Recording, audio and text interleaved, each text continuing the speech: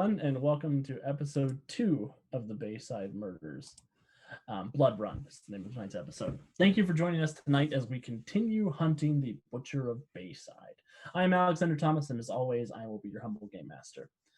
If this is your first stream with us, welcome to Titan City. Titan City is the setting of my novel series, the Titan City Chronicles, which is a golden age superhero meets urban fantasy setting where supernatural heroes are just as likely to tangle with costume villains as they are monsters from myth. Tonight, we will be playing Mutants and Masterminds 3rd Edition, the world's greatest superhero RPG, developed by the folks over at Green Ronin.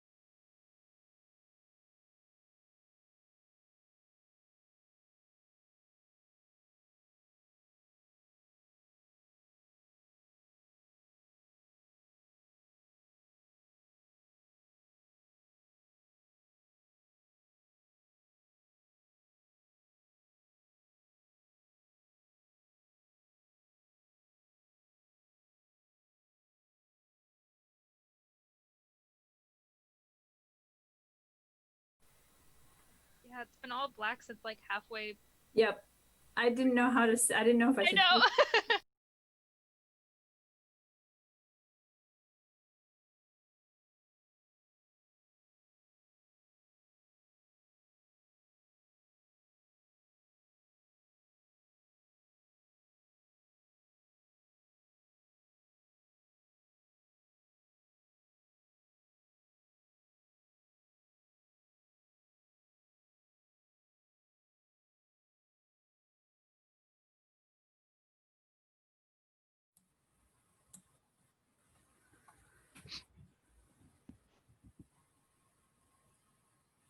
Hey, there we are. I see our faces. Can you hear our voices?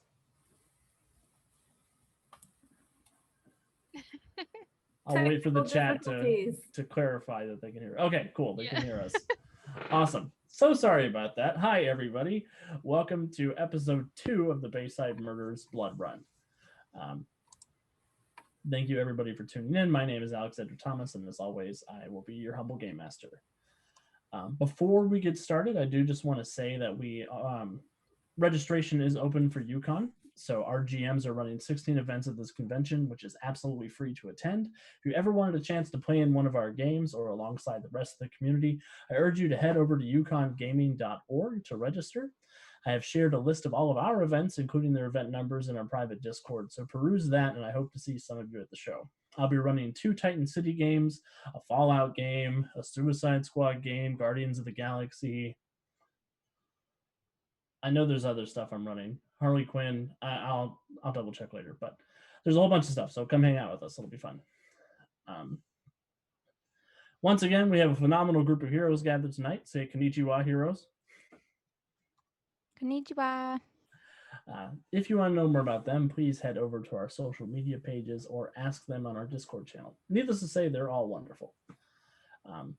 So now that all the technical difficulties are out of the way, all the introductions are done, let's get started. Last week, we met 3 Amazonian problem solvers, a trio of sisters who have traveled the world for decades, helping people in need and answering Hera's special requests. Their latest mission is to hunt down the Butcher of Bayside and put an end to his murderous rampage.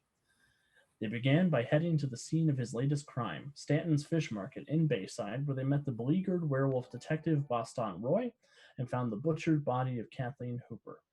Kathleen is the Butcher's first Amazon victim. They had a chance to review the scene and located a letter left to the detective by the killer. From there, they broke off to do some more investigation with the intention of visiting Bastan in the morning for additional evidence. They headed back to the Blackburn house and checked Kathleen's quarters, where they found a journal with entries showing that she was worried about her ex-husband, Cecil, and that she had accepted a post as a research assistant to a galvanist named Dr. Richard Hastings. The gang also talked to her roommate, Monica, the doctor of the Blackburn house, along with the warden of the Blackburn house, Melora, and Hera. From there, they headed off to Sacred Heart University, intending to confront Dr. Hastings. Ritzko distracted the night guard, who regaled her with stories of the dreaded swamp ninjas of Bon Chance, while Ilva and Amelia investigated his office. They found evidence of grave robbing and plans to create the perfect woman out of stolen body parts.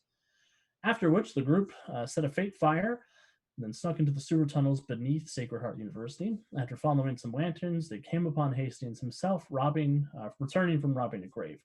They shot him in his kneecap and took him to jail. We left off with the sisters receiving a call from Melora saying that Eleanor Dubois and her Thin Bloods were rampaging across the Covenswell district. We join our heroes as they arrive into that scene of chaos.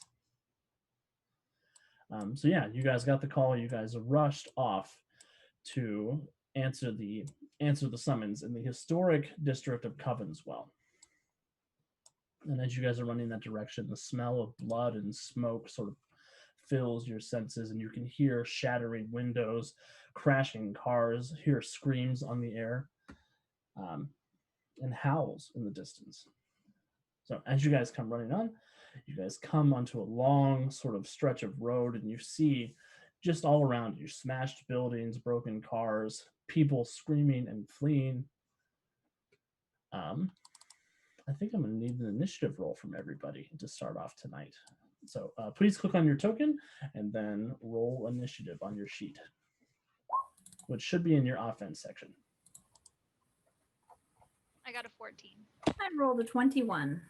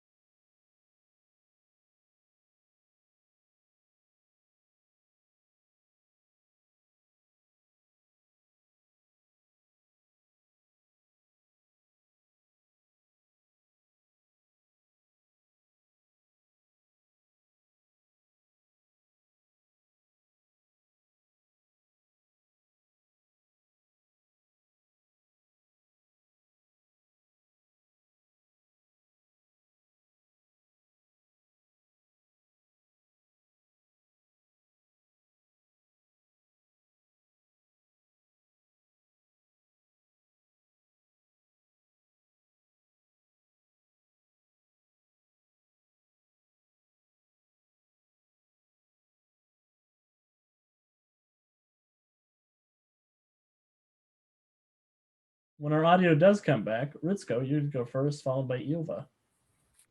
I'm all the way at the fucking bottom. You're like smack dab in the middle, actually. Close enough to the Oh, bottom. we're back. Oh. Are we back? Is it Yeah. working? That's my bad, guys.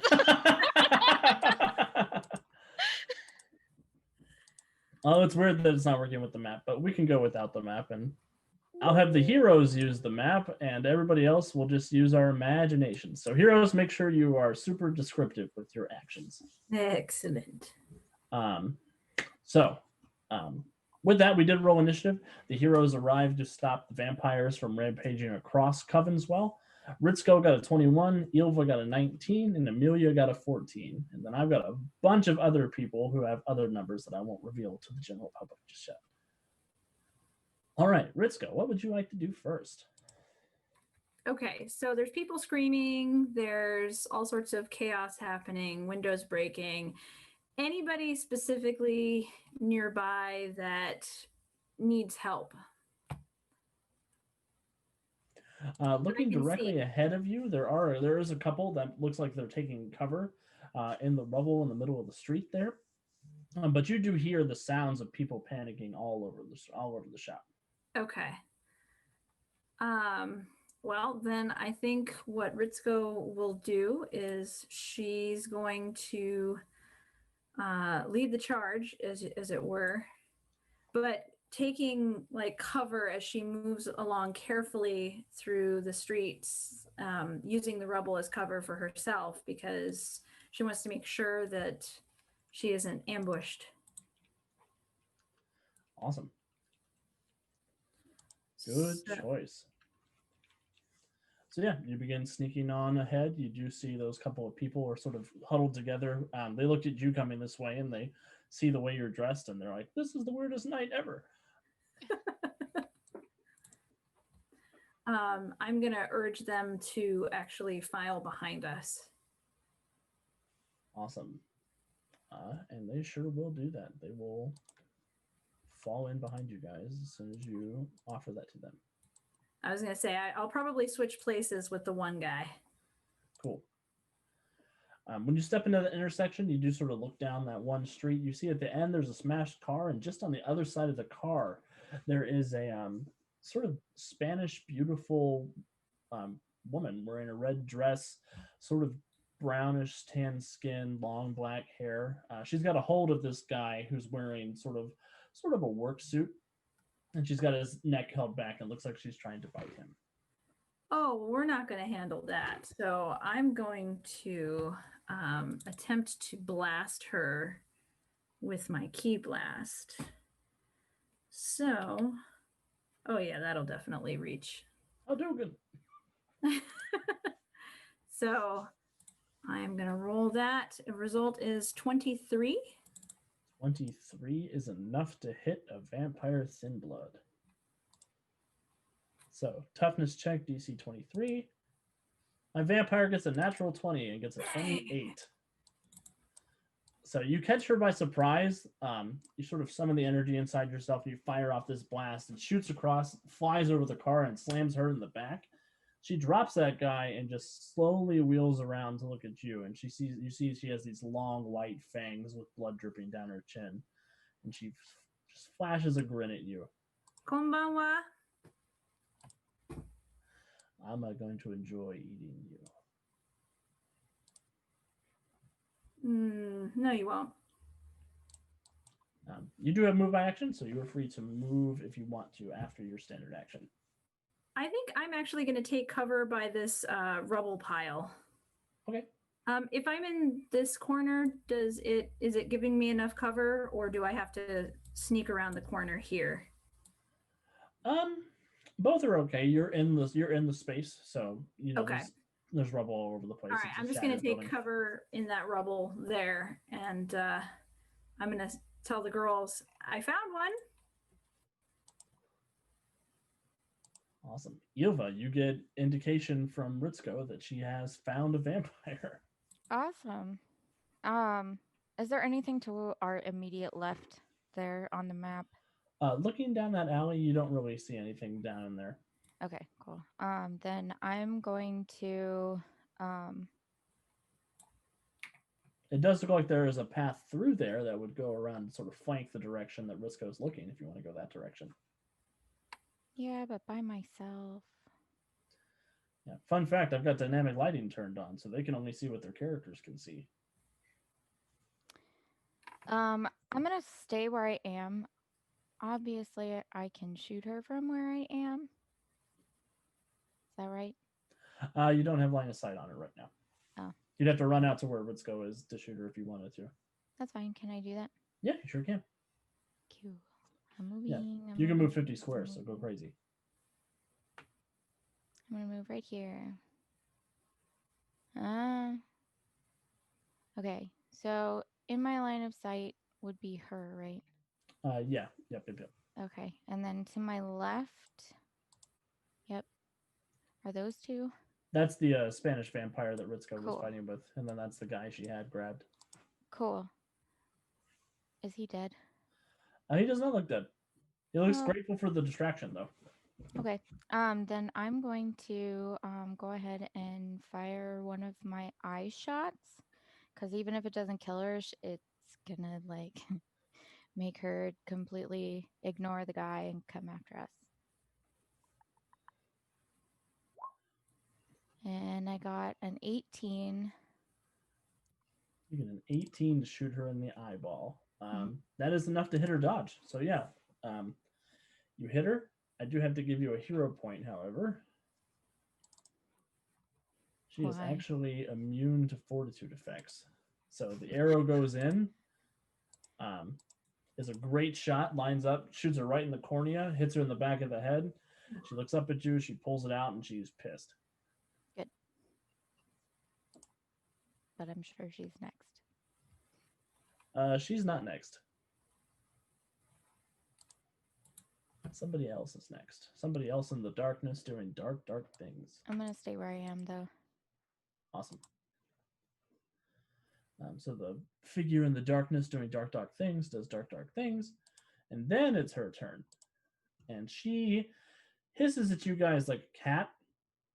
And she sprints over in between Ilva and Ritsuko. And she's going to use multi-attack with her claws to try and claw both of you. So on Ritsuko, she gets a -2 to this roll. On Ritsuko, a 13 is not going to hit Ritsuko's parry. And a 17 is not going to hit Ilva's parry. So she comes sprinting in. She lands between you guys. She starts throwing claws to surround you guys, but you guys are well-trained Amazons. You're able to sort of keep your distance away from what she's doing. Cool. Amelia. The powerhouse is coming. So there's a car on the map. Is that car really there? That car is really there. Interesting. I'm so sorry this map isn't working, audience, because it's a really cool map. Maybe I'll take a screenshot and share it in Discord. So further down that alleyway, like, do I see anybody down there? Can I move up there? Yeah, you can definitely move up there. You mean this alleyway here on your right? No, like in front of me, like where Ritsuko is, like above her. Oh, you mean like up here? Yes, there. Yeah, you can run up there if you want. I'm gonna go here. And do I see any bad guys like in front of that car? You do not see any bad guys in front of that car. What about over by the other car? It just looks like that one guy over there. Is that a bad guy or a good guy? Looks like he's a victim in all this. Dang it. Okay, I guess I'll go. I'll go over here to Renita, and I'm gonna shield bash her. It's a fair choice. I got a 30. Oh, no big deal. I got a 30. Okay. Yeah, I mean, that's nothing. So you come in, bam! Toughness save DC 22. I roll an 11. So that's going to be a bruise and a daze for poor Renata.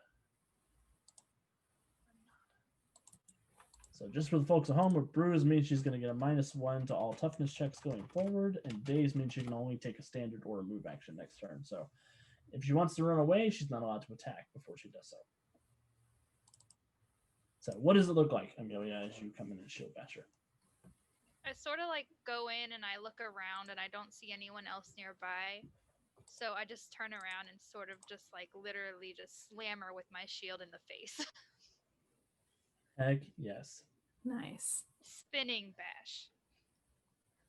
She sort of flips over, looks up at you, just blood oozing out of her face. That's what she gets for trying to hit my other Amazon girls. Didn't I tell you you wouldn't get a chance to taste us? Just say. This battle's not over. Amazon witch. Oh, it will be. It will be. With that, on 14, you guys hear barking coming around the corner up here, and you see a cute little pug run around the corner and run up to Amelia. A pug? A pug. And on his heels are 3 large wolves. Oh no. Define large. About 6 feet long. Okay. Are they like wolves or they look like werewolves? Hard to tell without getting closer. I'll have you guys roll a perception check on your turn if you'd like to make that determination. I need to save this pug. And he's going to run over here underneath your feet. Leave you guys with the wolves.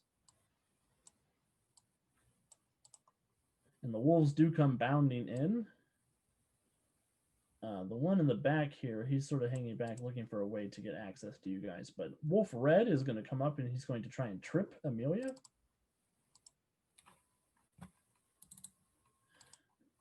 He gets a 17 to hit your parry.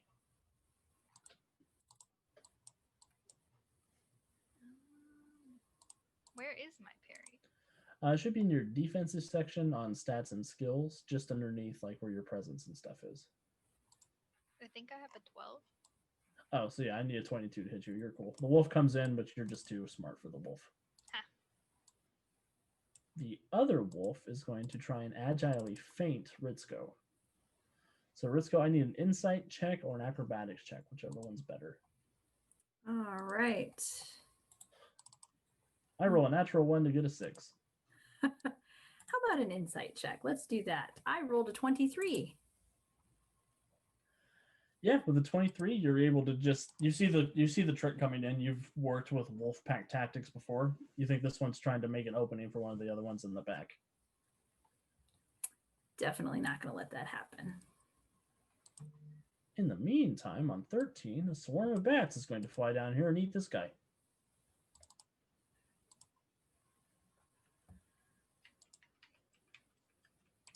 And they eat that guy. Oh. They sort of come down. He gets engulfed by this stinging, biting, screeching swarm of bats.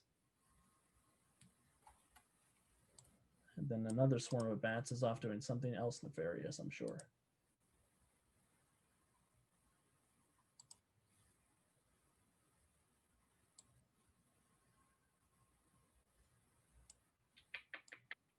Five, 10, 15, 20, 25, 30, 35, 40, 45, 50, 55. Boom. Another vampire emerges from this alley next to Ilva. He's sort of a tall, Scandinavian-looking man, long blonde hair, and a thick beard. And he's actually wielding a sledgehammer. That's fun. He's going to try and hit you with it. Oh, no. That's not fun.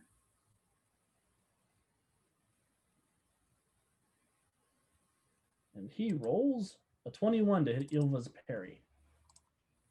Fine. What is your parry? 19. So I need a toughness save from you, DC 23. 24. You're good. So he comes in, he swings up, and he hits you right across the chest with the sledgehammer, but you brace for it, and it takes the wind out of you a little bit, but it doesn't do any lasting damage. Good thing I'm not wearing a bra. That would hurt.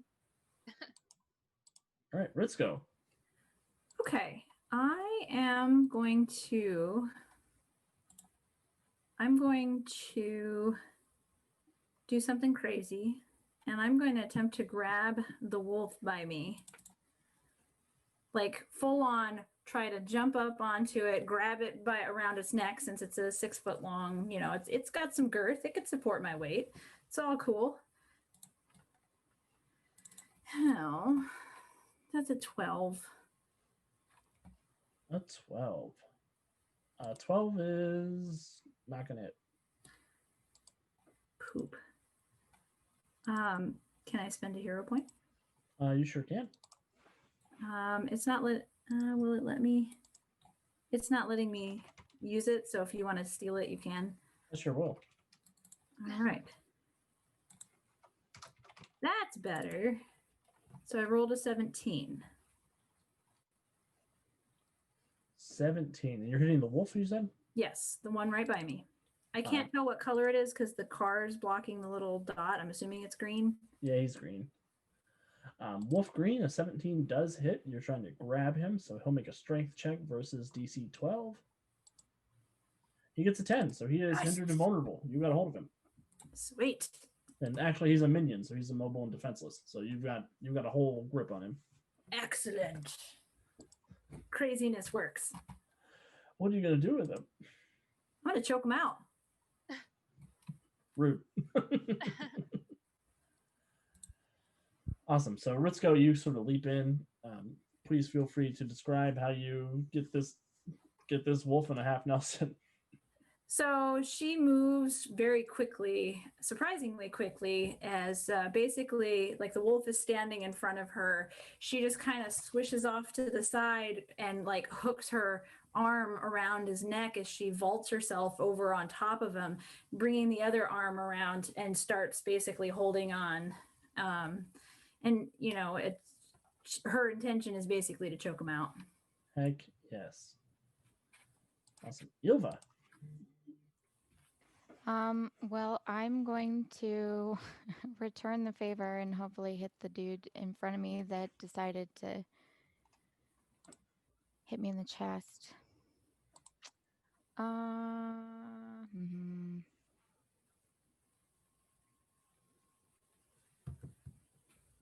Well, he's close. There's no penalty for shooting in range if you want to shoot him with your bow. Okay, I'll go for the tendon shot. Oh, I remember what happened the last time. bam. 24. 24 will hit him. I have to give you another hero point, though, because he's immune to fortitude effects. Send me some hero points. Don't worry. So yeah, you hit him. It passes right through his Achilles heel. It nails through, and you see it slowly regenerates in place. Right. He sort of smiles at you with these long, snake-like fangs. You won't be smiling for long. Is there anything else you want to do? I gotta clear my sheet so I can see the map. Okay, so I feel like. Wait a minute.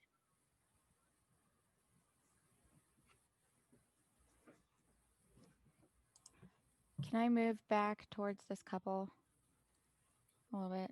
Yeah, for sure. Okay, cool. Perfect. Awesome. All Sounded right. a little like Eartha Kitt there. I did?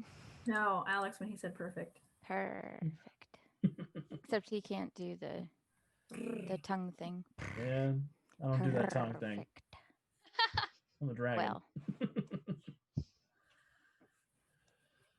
Well. Well, since it's all getting mixed up, out of the darkness, from above this building, you see a swarm of bats lands beside Ritzko, and it transforms into this sort of lithe, pale-skinned young woman with short, dark flapper hair, black lipstick, black eyeliner. She's covered in blood at this point.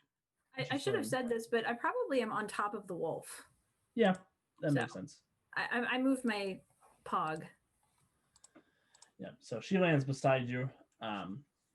She looks at the three of you gathered and she sort of chuckles to herself. I was hoping to run into, well, not Amazons. I was hoping to run into that golem woman from the other night. But you'll do. You can't always get what you want. Oh, but I can. That's my superpower. And she's going to bite you, Ritzko. Rude. Very friendly. She gets a 29 to hit. I am not vulnerable, by the way, because I have improved grab. Right. But I think a 29 does hit your parry. I'm at 12, so probably. So, Ritzko, I'm going to need a toughness save for a DC 23, and I'm going to need a fortitude save for a DC 20. Toughness was 13. I have no points to spend, so That's a bruise and a daze. fortitude is 12. Fortitude is 12. That's not ideal. Vampire Ritzko. So Ritzko, It was nice meeting you. So Ritzko, you take a bruise and a daze for the Okay. bite. Your stamina. Wow, this isn't good. Your stamina goes down by 8. Okay. So what does that do to me? Because I'm Well, negative. I'm at -6. you're at -6, so you are incapacitated until you can get some of that stamina back. Oof. You would also be taking a -6 to your toughness saves and fortitude saves. So she comes in, she lands that bite on you, and the other two sort of look up in shock as Ritzko, the color sort of drains from her face and she drops into the rubble. And Eleanor wipes her lips off and looks at the two of you.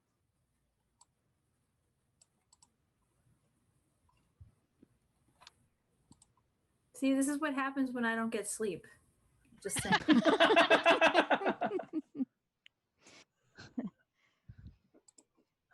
Oof. All right, well, Renata got shield bashed in the face. She's dazed, so she's going to take a swing at Amelia with her claws. Rah. 21 to hit your parry. No, mine's 22. So yeah, so she comes in. She's a little woozy. You just sort of block her with your shield. Amelia's turn. I'm a hitter again. Merp. 23. 23 will hit her again. DC 22. And she does have a bruise. She rolls an 18, so she gets a second bruise. What happens?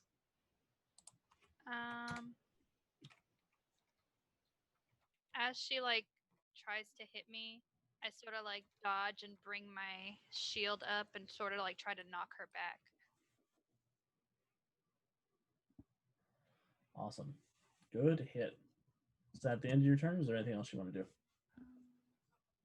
That'll be the end of it. Kill them all.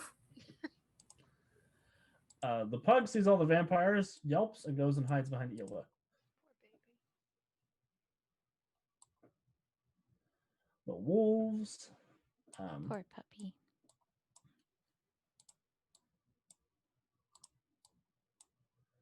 The three of them are going to team up on Amelia. Rude. One of them is going to try and agilely feint you. You got an 11, so please roll an insight check or an acrobatics check, whichever one's higher. Roll high. I got an 11. Well, since we matched and you're the defender, you're okay. Hey. The other one is going to come in to bite you. With a 21, that's just one off. The other one's going to try and bite you. With a 19, 2 off. I'm like matrixing. Fighting the wolves. This bat swarm is going to come down in here. Oh god. Oh, I thought they were gone. I thought she manifested into the bats. No, there's no more Or bats. from bats. Okay. Rude. She was one of the bat swarms. This other one comes down and it's going to try and disorient Ilva with a disorienting flurry. So Ilva, I need a dodge save from you, please. Dodge save.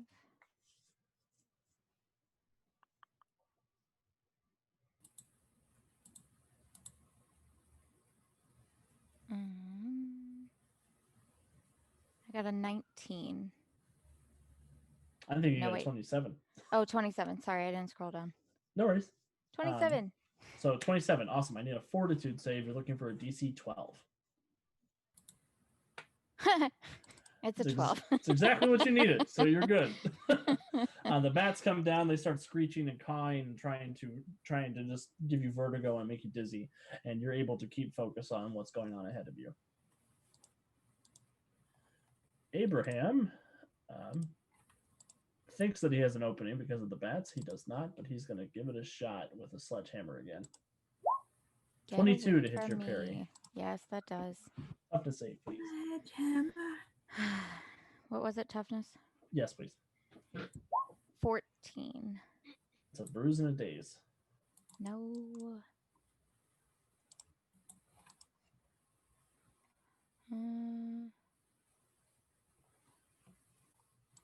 All right. Where do I put those, Alex? So you have a section just underneath your presence and stuff that says injuries. If you click up one on that, that'll give you your bruise. And then mark down your days in your notes window down on the bottom right. And days just means that you only get one standard or one move action next round. You can't take both. It says motivations and complications, you said? Just like in the just above that, there's like a white box that's got like your movement speed and stuff in it. That's where I usually mark down dazes and stuff.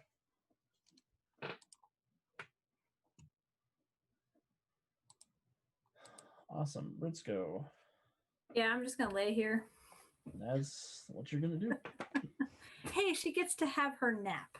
Yeah. She sure does. There you go. Risco, will you please roll an additional fortitude check for me, please? At a -6 because you love me so much. It's not about love. So it's a 19 on the die. Awesome. I've got good news and I've got bad news. Hit me with it. You're not dying, but you're not conscious. I figured as much. Okay. You stabilize. You're not bleeding to death, so that's good news. Yay! That is definitely good. Ilva, what would you like to do? Well, since I'm bruised and dazed, I'm gonna hit at Abraham. The bats don't bother me. The bats never bothered you anyway. I'm gonna go with my knife, though. Okay. You do have hero points if you want to reroll. Yes. A natural one's always a miss. Yes, I would like to go ahead and steal my point.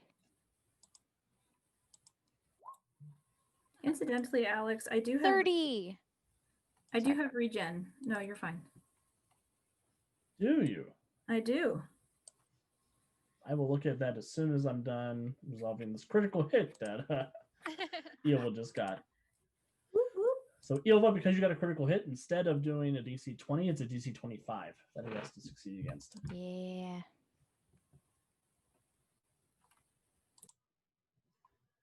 So he gets a bruise and a daze, just like what you gave to him. Very nice, very nice. So what happens to him as you draw this knife and hurt him real bad? I'm going for one of the major arteries. So that, well, I guess it really doesn't matter, but like, it's enough to make him kind of stagger back. He does begin bleeding profusely from his neck, but you're Oh. not sure if it's his blood or not. I don't want to know. So it is 2 rounds. So it It wouldn't. is. I do see. All right. So your regeneration doesn't regenerate ability damage. That's what the problem is. Gotcha. Okay. We have to get your stamina up in order to get your conscious. Gotcha. I wasn't sure if that was helpful. It would be helpful if she'd have just done massive, like, incapacitating damage to you. Well, she's rude, so she's going to pay for it. I promise. That's what the last group of players said. Yeah, but we're not the last group of players. It's true. That's right. All right, Eleanor, she sort of looks amused at the unconscious Ritzko on the ground, and she looks at the other two vampires and she says, "Go on, go get some more humans. I've got these Amazons."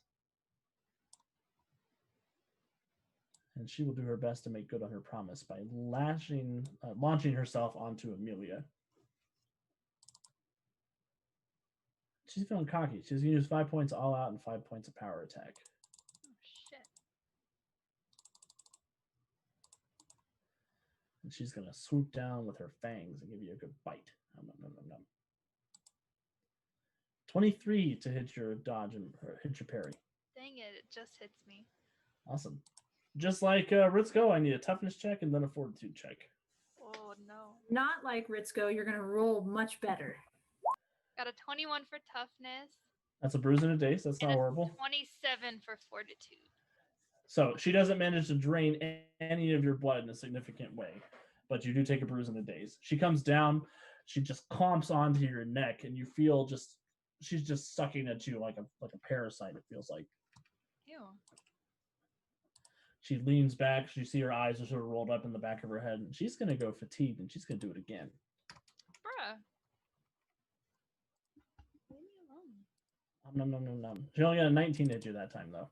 Ah, I'm getting the feeling that you're trying to kill us. No, that's not true.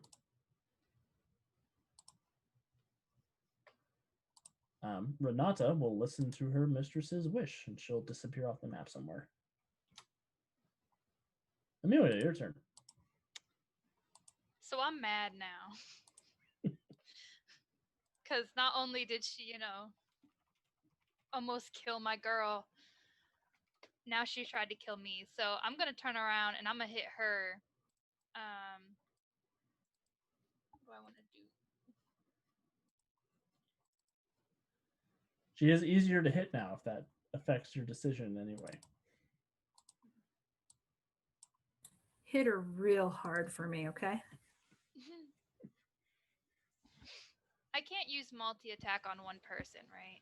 You can. The way it works is if you're using multi-attack on one person, the higher you roll, the more damage you do. So you don't roll multiple times, you roll once, and you want to get as high a number as you can. Okay, I'm going to do that. I'm going to try to hit her twice with my shield. Awesome. So go ahead, give me a shield attack. And 32. oh my god.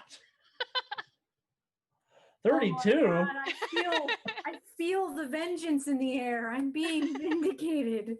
I told you I was mad. So because you got a 32 and you have multi-attack, this is going to be a DC 27 toughness save for her instead of a DC 22.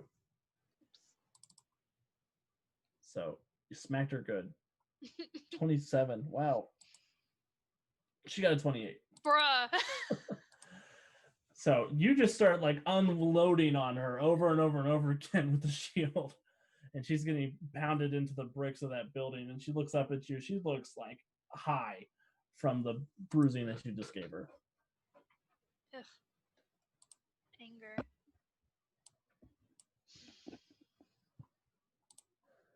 Awesome. Is there anything else you'd like to do? You are dazed, so you're not allowed to move. But if you wanted to do extra effort or go fatigued or something like that, you could do that. To go fatigued, what do I do? You basically are just allowed to only move at half speed for the rest of the fight. So instead of 50 squares around, you can go 25 squares around. Okay, I'm gonna go fatigued and I'm gonna hit her again. I'm gonna hit her again. 25. 25. That's still enough to get the +5 bonus because of how low her parry is right now. Hit her the all-out again. attack. Hit her again. Harder. So- Harder. 27 this time again. Oh no! Oh no! Oh no! An 11. That's Beat an her to the 11. bloody pulp she deserves to be. I'm gonna deal you a hero point and I'm gonna roll again. No! I don't want a hero point. I want her to die. I don't want her to die yet. Why is that a thing? All right, she gets a bruise. Rude. It's cheating. Tell me. Most GMs would have just said it doesn't do any damage. So, Jerk. But you do get a good slam in. You do see some of her teeth fly out of her face. Ew. Hopefully the important teeth fly out of her face. Get those biting teeth out.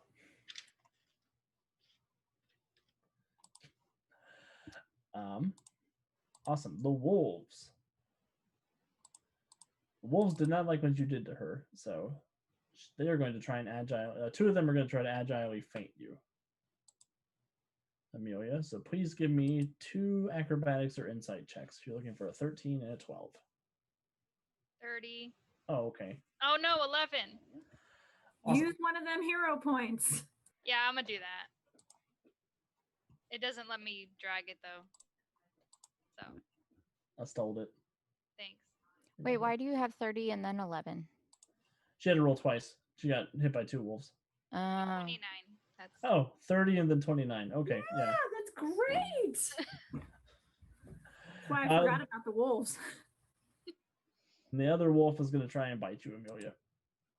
And get a 12. So the wolves are just sort of nipping at your heels. You're more focused on your rage towards this vampire. oops. The pug is going to walk up next to Ilva and sort of looks in the direction of Amelia and Eleanor and cocks its head. If this pug is evil, I'm gonna be so angry. Is there a way for me to sense that? That'd be an insight check on your turn. Cool. The bats, they're going to swoop in and they're going to try and disorient Amelia this time. So Amelia, please give me a dodge save versus a 14. Man, I'm just waiting for Ilva to just blow them all to smithereens. Now give me a fortitude DC 12, which I don't think you can roll 29. lower than. Yeah, you're good. So the bats are just annoying at this point for all you wonderful ancient Amazonian warriors. I'm asleep, so it doesn't matter. Hopefully you wake up less cranky. I'm not sure that this qualifies as the, type of nap that would handle her attitude. If you're out, you're out. I'm bleeding out. There's a difference. No. Abraham looks at Ilva. He looks at Eleanor, who told him to go away. And Amelia, high or low? Hi. He will go away. And I wasted a natural 20 on that roll. Booyah! So he melds into the shadows per his mistress's instructions. Ritzko's still unconscious. Ilva, you're up. I have the hardest job of all, guys. I know. Okay. Can I do my insight check on the pug? Yeah, you sure can. Cool. I got a 27. So with the 27, you look down at him, you're trying to determine what he's doing. And he looks up at you when you look down at him, and he just sort of cocks his head at you. And his tongue comes out, and he starts panting. His tail starts wagging. You don't think he's up to anything nefarious. Okay, but like in the way that I think that Bear is up to nothing nefarious, or like an innocent dog that I just met? Probably an innocent dog that you just met. Okay. Because Bear always looks like he's up to nothing nefarious, and he always is. Okay. Okay, so he went away. Okay. I then am going to... we still have those wolves over there. You've got wolves, you've got bats, you've got a vampire. You got a pug who's probably up to no good. You got an unconscious Amazon? Wait, you said it was up. It wasn't up to... Okay, fine. All right, I am going to shoot at one of the wolves back there. Awesome. I think you have multi-attack on your bow, too, if you want to do that at any point. Do I? I think on your standard arrows you do. Multi-attack, I do. Cool. You can shoot all 3 of them if you want. You're just going to -3 to the hit roll.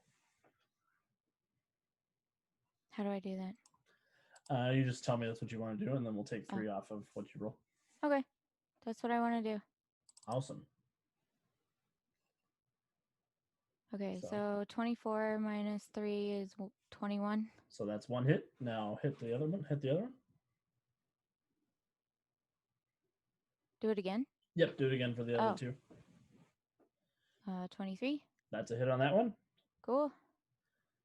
And 22. That's a hit on that one. Yay! You're trending in the wrong direction, but those are really high rolls. Yeah. 21, 21, 21. So here's Wolf 1. He dies. Wolf 2. He dies. Wolf 3. He dies. 15, 10, 19. What Dang. happens? Oh, I load all 3 onto my bow and shoot, and it hits all 3 of them at once. Heck yes. You Cool. do have a move action if you want to take it. Nope, I'm gonna stay and protect the innocents. Awesome. Like the unconscious Ritzko. You're fine. The innocents are Thanks. rearranging behind you. There's a pug beside me. I'm just waiting for the pug to turn on you. It probably will. Who knows? Pugs are dangerous. Wily, wily dogs. All right, Eleanor's turn. Her defenses go back to where they're supposed to be.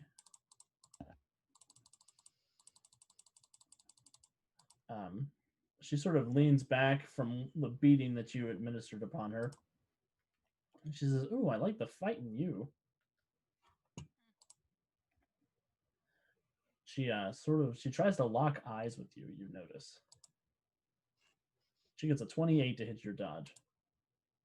Well, she hits me. I need a will save, please. DC 18. Oh no, 11.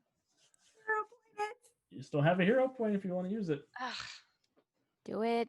I guess I'll use my hero point. Well, that's where you want to use your hero point.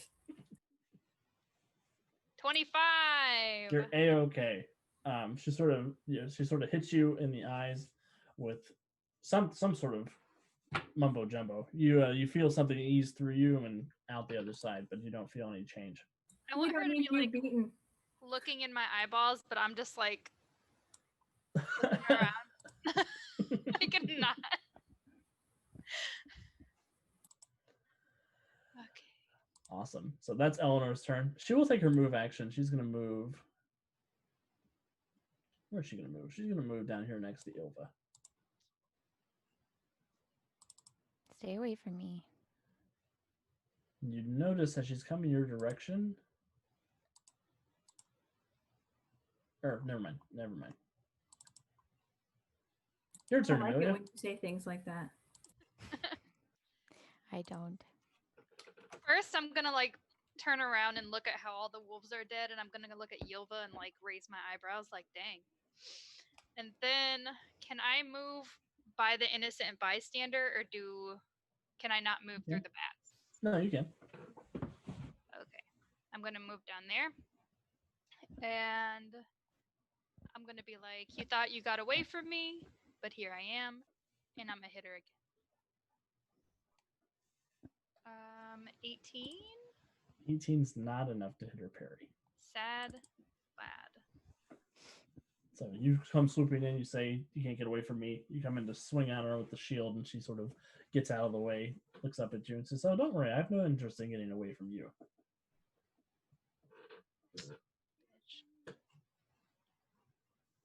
I'm just waiting for my opportunity to, just jump up and be like, how dare you leave me? The bats. What do the bats want to do? The bats. I guess the bats are going to do a swarm biting attack on. The bats are going to try and bite Ilva. Yeah. Please give me a dodge save, Ilva. That's a burst area attack that they're doing.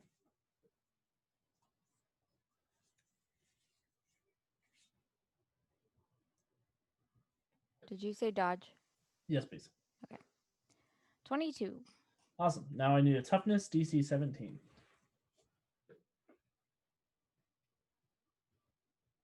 23. Oh, you're cool. So the bats come swooping in. They start biting, stinging at you, but you're, again, a trained kick-ass Amazon, so this is no problem for you.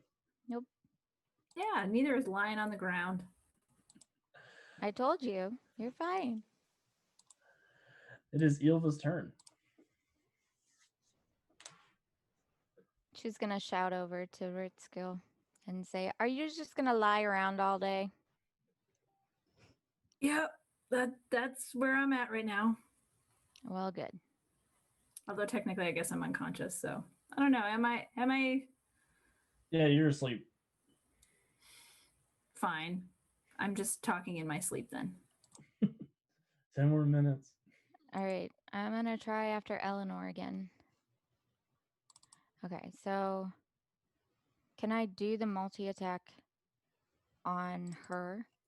Yeah, so the way that works, the higher you roll against her dodge DC, the more damage that you're going to do. It's not multiple rolls like when you're shooting multiple people. Okay. It's just you want to roll as high as possible. So like if I spend one of my hero points to do it again? Yeah, for sure. Okay, cool. Because a 17 won't hit. No. 22. 22 will hit, though, and you do get a +2 damage from multi-attack based on her dodge. So DC 23 toughness for Eleanor. She still has a bruise. She takes a second bruise. Yay! She rolls a 20. So what happens? I'm gonna shoot her in the neck. But like it's only gonna like go through the center, so like it doesn't. It's silly. But yeah. Right through the middle. And that, my dear, is how you perform a tracheostomy. That's true. That's science. Do you want to move, Ilva, or are you happy standing next to the killer vampire?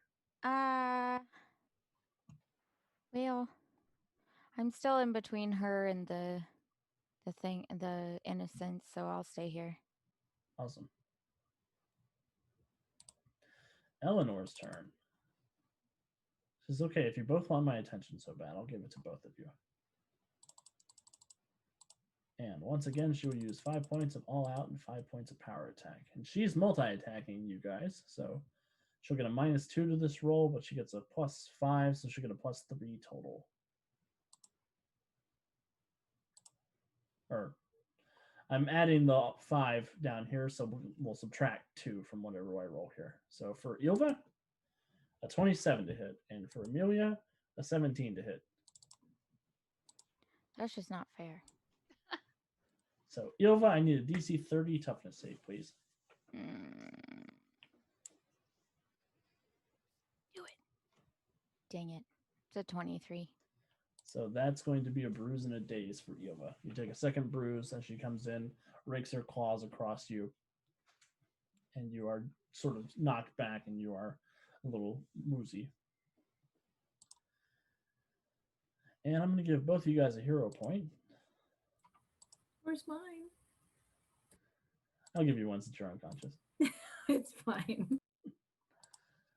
And she's going to turn her attention to biting Ilva since she's a little off balance. No. So the fangs come down, guts come out. 17 to hit your parry. No. So she just misses as she comes down to bite onto you. And you're able to just get out of the way. Amelia. So now I'm even madder because she's went after Yilva as well. So I'm going to like put my shield away and get out my sword, and I'm gonna use that. Awesome.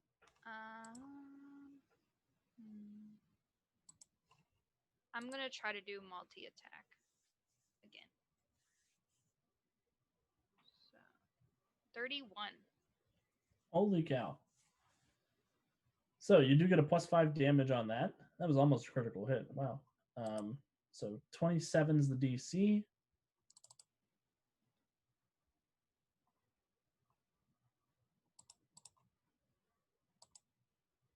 Oh, all right. How do you want to finish her off?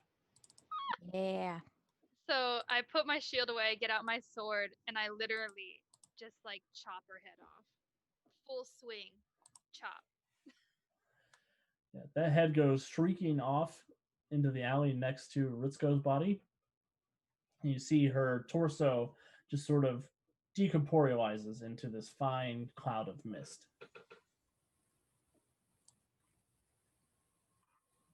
I'm just gonna be like, bitch, under my breath, and then just turn my attention to the bats. Actually, now that she's gone, the bats disappear, Oh, good. leaving you guys with an unconscious Ritsuko, who is going to remain that way until we can deal with her ability damage. A pug and 2 innocent bystanders. I'll run over to Ritsuko and like try to wake her up, even though I know that it won't work. Yeah, looking down at her, you see she's just pale and looks like most of the blood's been drained out of her body. So, is there a hospital nearby? Do hospitals work for us as Amazons? I mean, there's a doctor at the Blackburn house. Okay. I'm gonna like load her into the car, and I'm gonna take the pug as well. The pug does look up at you guys, and he does a spin when you guys come over to pick him up. As long as he also does the butt wiggle. Oh, yeah.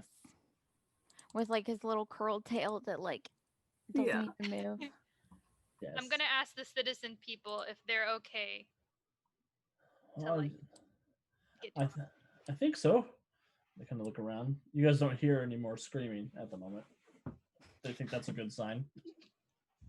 All right, then I'm gonna get into the car, take Ritsuko and the pug, obviously Yilva as well, and go.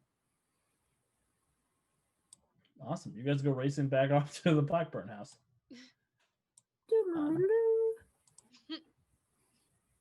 Which is on the other side of town from where you guys are, but that's okay.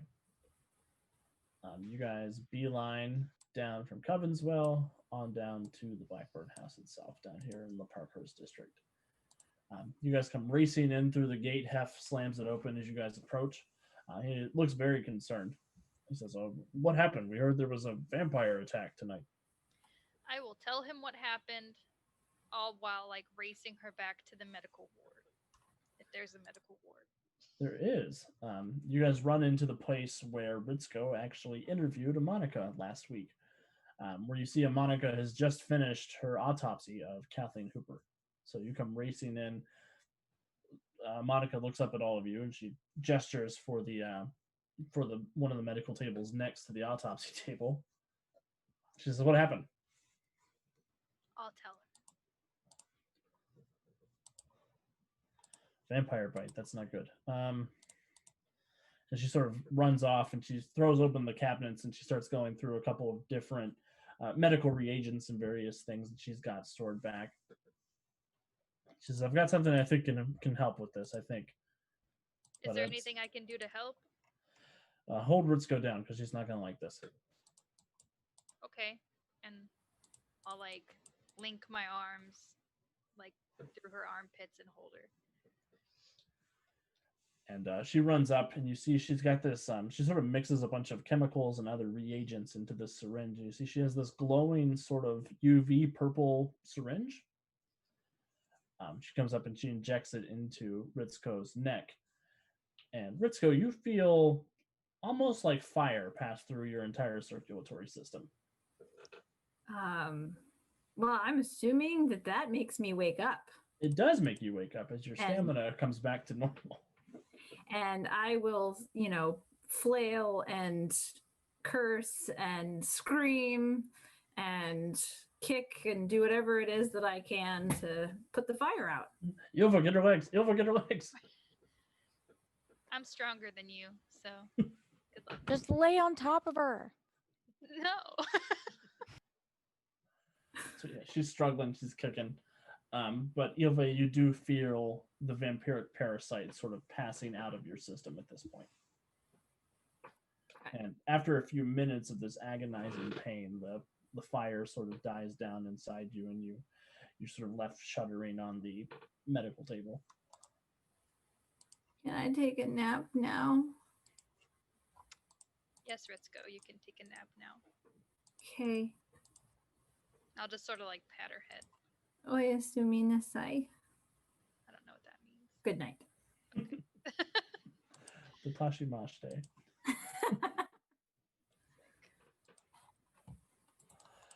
So Ritsuko, you pass out on the medical table. She gets What her will- well-deserved rest. Some well deserved rest. I mean, she grappled a wolf. I mean, come on. Clearly the highlight of the evening for her. That wolf didn't see it coming. With that, what do Amelia and Ilva want to do? Sleep, Yeah. because Like we've been up too.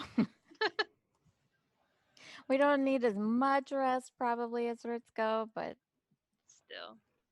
yeah. It is about 4 o'clock in the morning at this point. Yeah, I think we're gonna rest. We have to go to the police station tomorrow, so The would-be inner vampire says, let's sleep during the day. Is that the voice in my head that says that all the time? Yeah. That inner vampire. No Awesome. more vampires for you, Alex. I like vampires. It's I good stuff. don't. I get to be a werewolf every Monday. Sometimes I just want to be a vampire. Awesome. So you guys sleep through the night. And actually, I know it's a little early, but I think this might be a good place to take our break before we jump back into the investigation. Sounds good. Sounds good. Let me see if Soul is around to come and put us on break.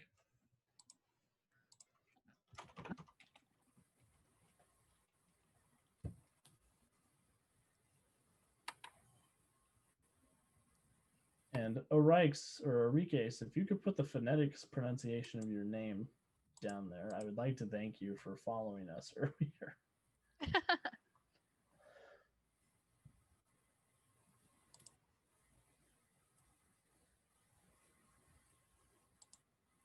Uh-oh, they said that we're stuck. Are we stuck or am I just frozen? no, it probably just means that she's not here to Orikes. put us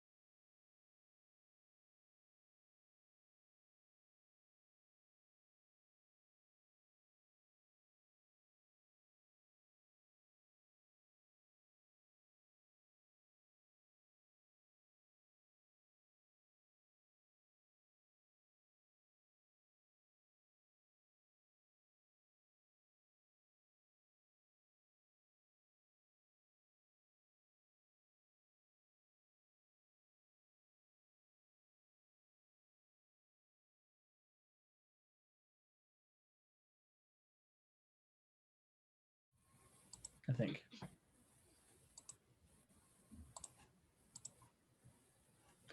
All right, we are on, according to Jess. So, thank you everybody for hanging out with us while we took our break real quick. The Amazons managed to defeat the horrible vampire Eleanor Dubois, and we find the group awaking next morning at the mansion. So we slept through the night too. Yep, you guys slept through the night. I know. And by through the night, I mean you guys fell asleep around 4 o'clock in the morning. So, What time is it now? what time do you guys want to wake up? Never. No, we want you to wake up. I figure that Ritzko would probably be the last one to wake. So yeah, whatever time you guys want to wake up is when you guys wake up. I feel like Amelia can't sleep past 8:30. That sounds right. So like she'll just be up real early. I'm going to deal everybody a hero point for that god awful experience you guys had. I feel like Ritzko might not wake up until sometime around the evening, maybe 6, 8 o'clock. Unless somebody comes to wake her up. Yes. I'm gonna come to wake her up because we got shit to do today. I was gonna go check on her anyway, but I'm gonna wait a little bit because I know that not everyone needs to be up at 8:30. So I'm gonna wait until like 11 or 12 to go in there. Awesome. What time's Ilva wake up? She doesn't really sleep anyway, so she never really like actually went to sleep. She just kind of laid there. Well, if Amelia and Ilva, you guys have a couple hours till you go wake up Ritzko, Monaco will show up around 9 or 10 and she'll hand off her report, the autopsy of Kathleen. Awesome. What does it say? It says all this stuff. I'll just pop it up here for you guys.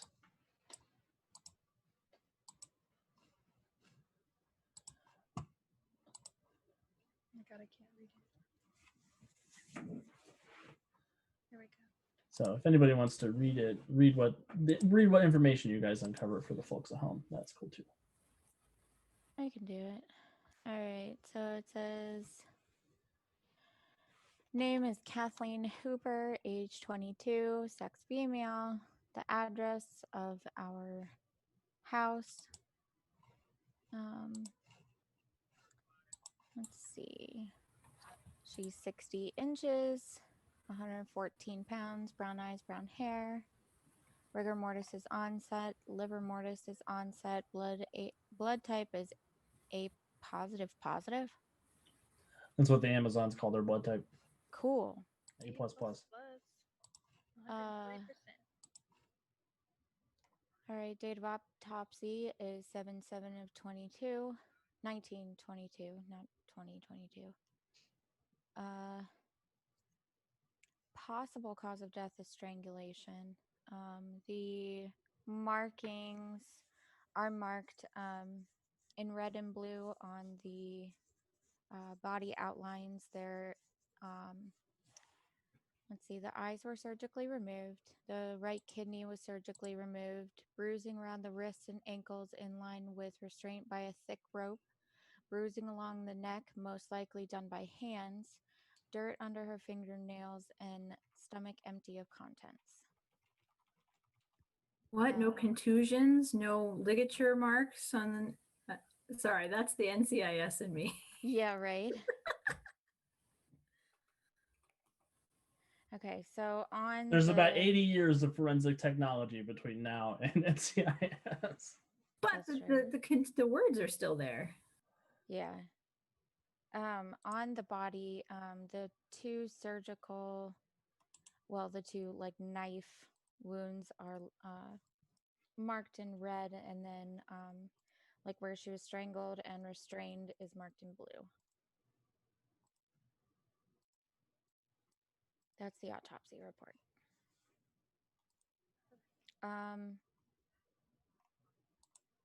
Okay, but they would have a time of death?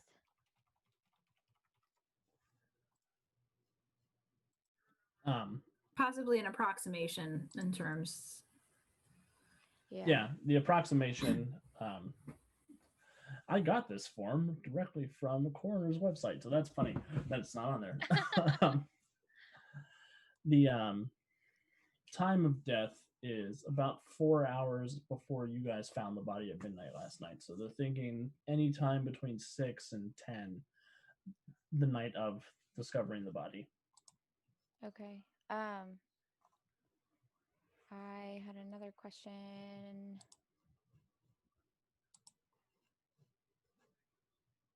I don't remember.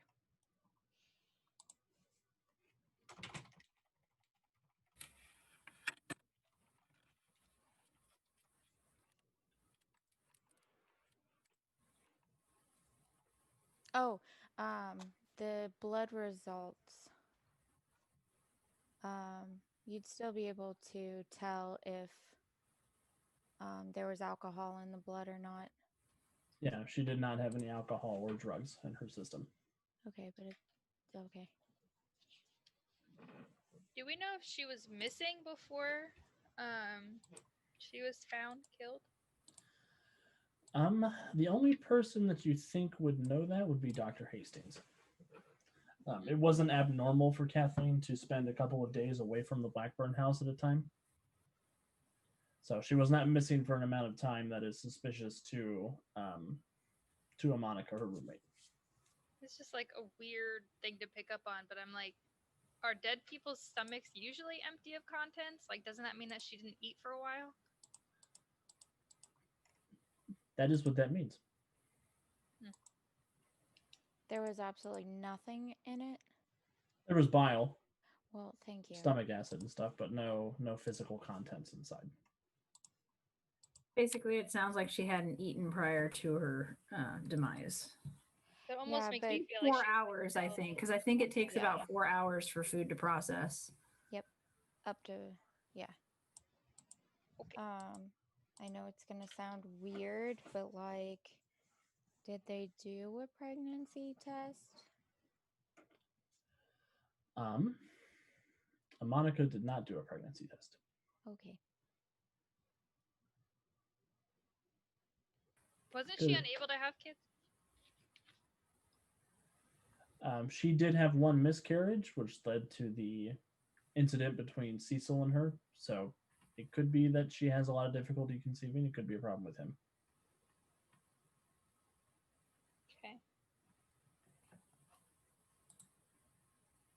So I think today we need to go to the police station and we need to go interview Cecil, not Caesar. Hail Caesar.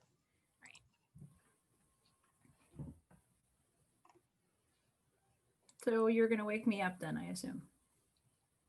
Yep. I came in to check on you, but like once I realize that like you're alive and breathing, I'm just going to sort of like shake you. Really? Yep. Why? We got to go. I feel like I'm dead. But you're not. Oh, but I feel like it.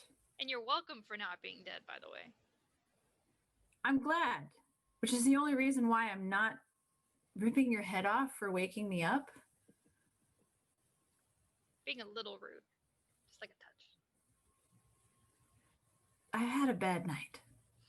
All right, get dressed. We're going. And I'm just going to like walk out. So she gets dressed and whatever and looks very prim and proper, even though she's wearing a scowl on her face.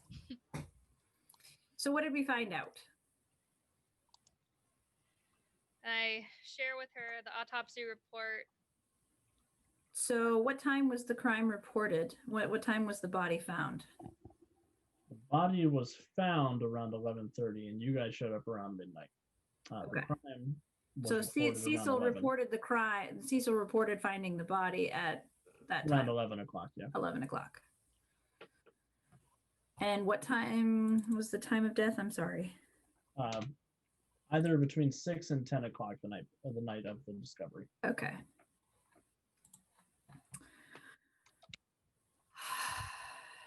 So I take it that we're going to go find Cecil.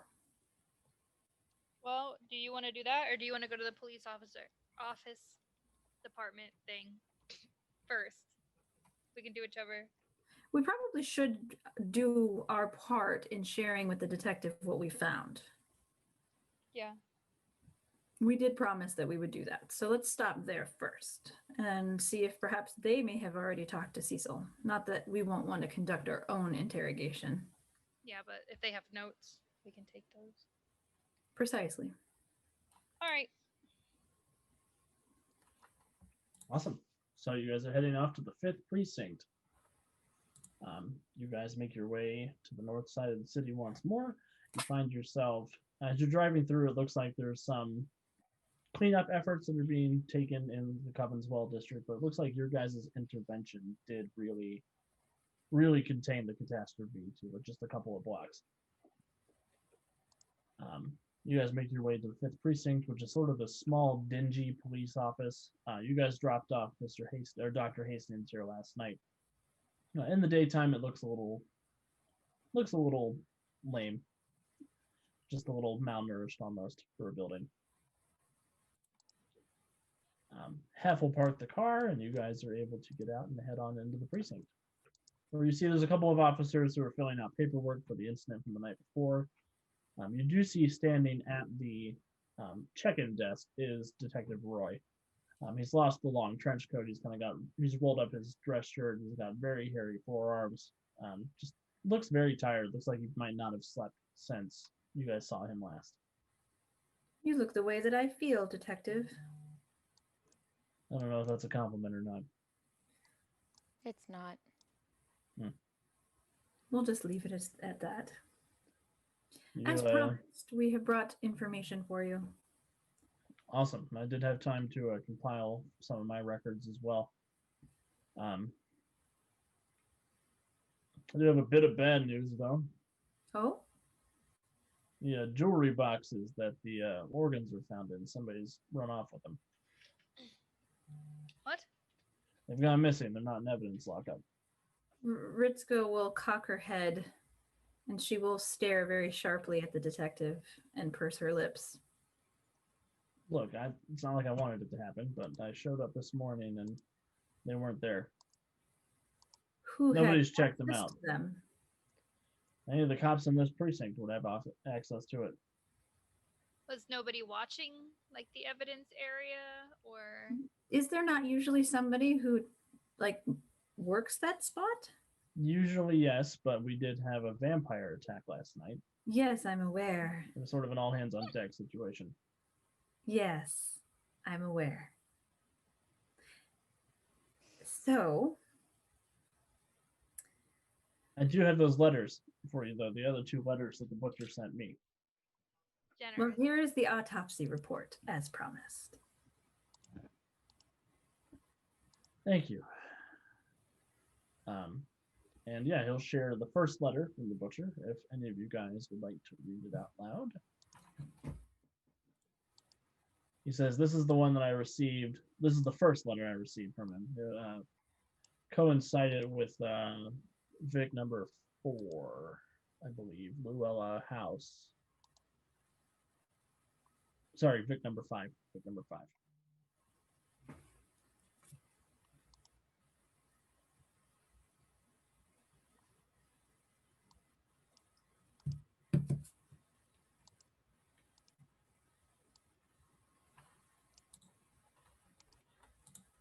So if any of you guys want to read them out loud, that'd be cool.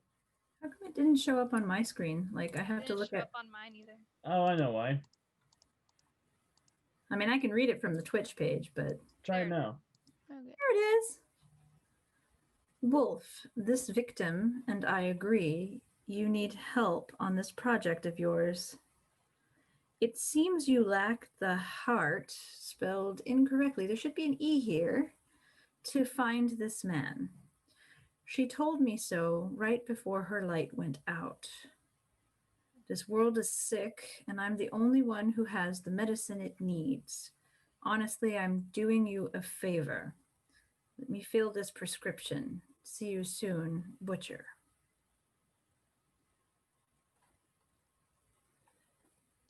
then he'll share the second letter. This coincided with victim number 6, Anita Joyce.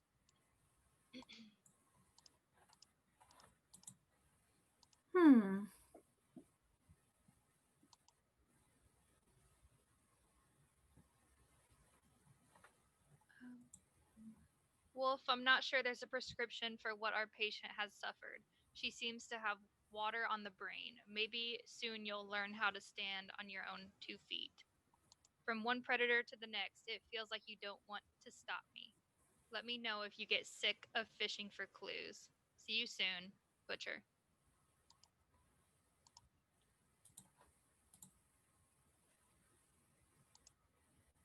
Sketch.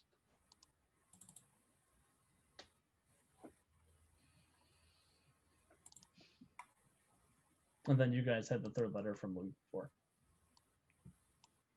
So the first letter is the one. The first letter is the one that was attached to the first victim, yes? The 5th victim. The 5th.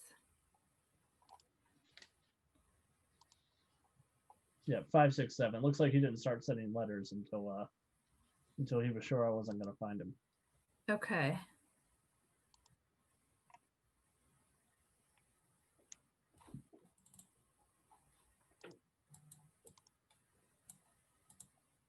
And I will say there is one more misspelled word in the second letter.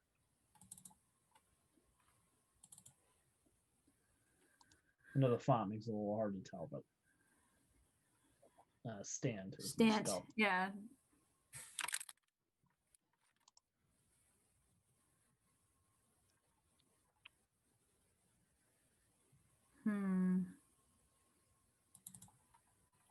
And so the second letter was for the 6th victim? Mm-hmm. And the Well, third letter was for the 7th victim.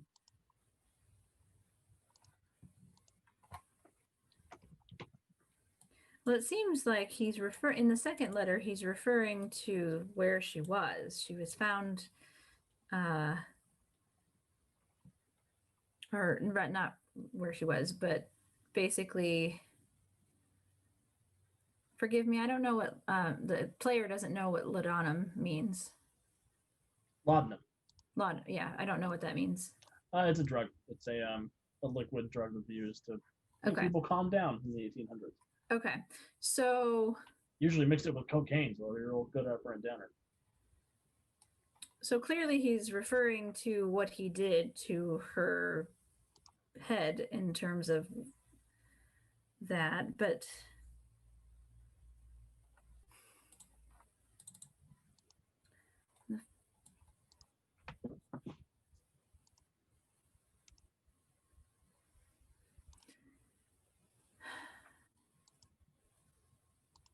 the first one, he refers to medicine, which he does to the second victim. Or not the second victim, but the 6th victim. It's confusing.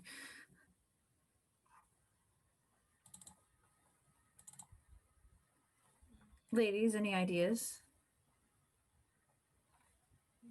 Not at the moment.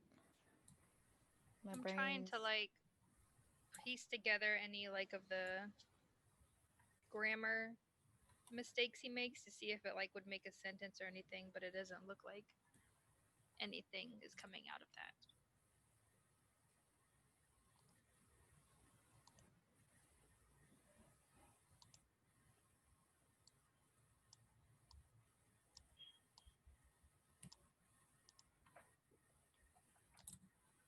I'm gonna ask Wolf Homie if anything else has happened since yesterday that we should know about. Well, there is one thing that you should probably know about. Okay. Dr. Hastings made bail. What? Yeah, How much he was made his bail? it was $100,000. No, it wasn't. It's 1922. That's ridiculous. It was whatever $100,000 was in 1922. Yeah. It was $2,000.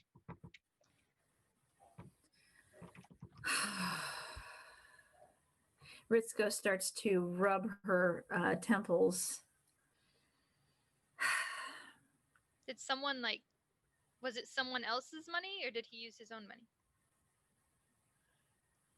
Looks like it came from his estate. And who posted it? He has a valet. Looks like. Valet, do we have a name? Yeah. His name is Ryu something. Ryusuke. I just look at Ritsuko. She's narrowed her eyes. Ryunosuke? Yeah, Ryunosuke. That's it. Seems like we're gonna have to add another stop to our day, guys. Or you can go stop there and I'll go take care of the other thing. Well, we're not going to leave you by yourself. Oh, trust me, I can handle this one. I didn't say that you couldn't. Don't let last night fool you. I didn't say anything about last night. You thought it really loud. I did not. So, what is his name? Ryusuke? Ryunosuke. Ryunosuke. You can call him Ryu for short. Ryu. Make it easy. He lives with Dr. Hastings? Or do we know that? He's a student. I know that. You said that you found his name and his and the good doctor did mention that he is a student. So it's very interesting that he came by as a valet.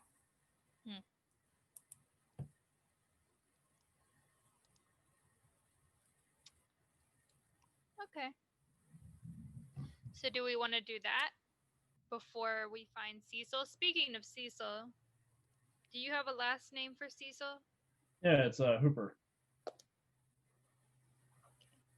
Do you have an address? I do have an address for him. He sort of goes through. It's he lives in Collingdale, and he'll give you the street address. Perfect. How close is Collingdale to the school? It's sort of the school's sort of like halfway between here and Collingdale. Looks like we're stopping at the school first.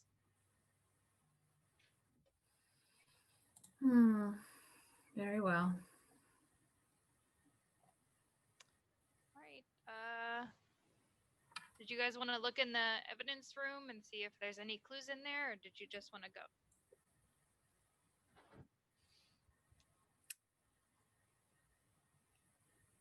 If we can see if there's evidence, sorry. I lost my train of thought.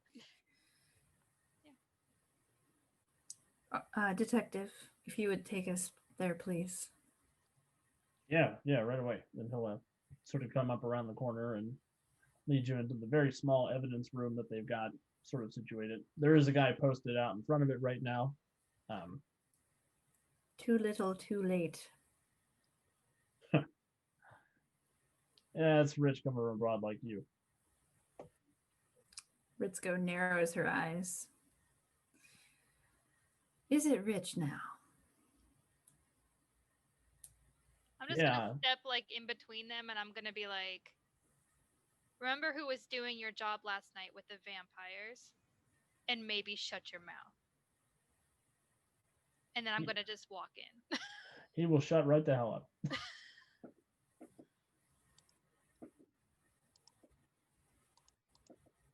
Yeah, you guys walk in. You do see it's a very small room. There's not a lot of anything in this space. There's a couple of shelves. You do see there are a few. It does look like whoever broke in here left the bootleg booze that was being held here. You do see there's a couple of stashes of drugs. There's a few there's a few taken firearms, but looking around, it doesn't look like there's anything that's case specific to what you guys are looking at. Please give me an investigation check. All of us? Yep. 26. 24.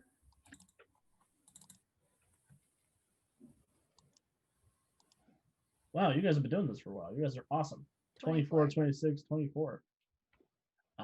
Looking around, whoever came in here didn't leave a trace of what they were up to or where they were coming from. It's almost suspiciously clean in here.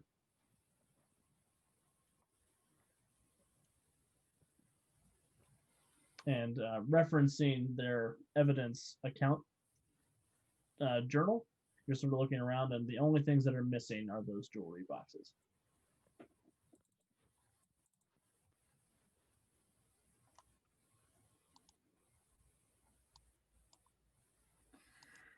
Well, I don't think we're going to find much of anything. All right, well, off to the college then. Off you pop. Did you ever get that map of the places? Yes, I think you guys should be looking at it.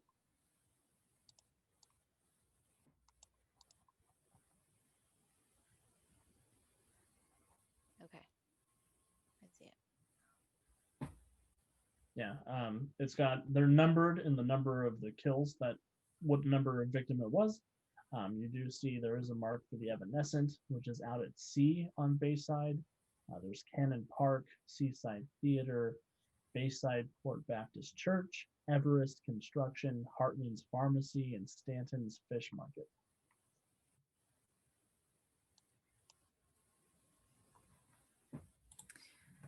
So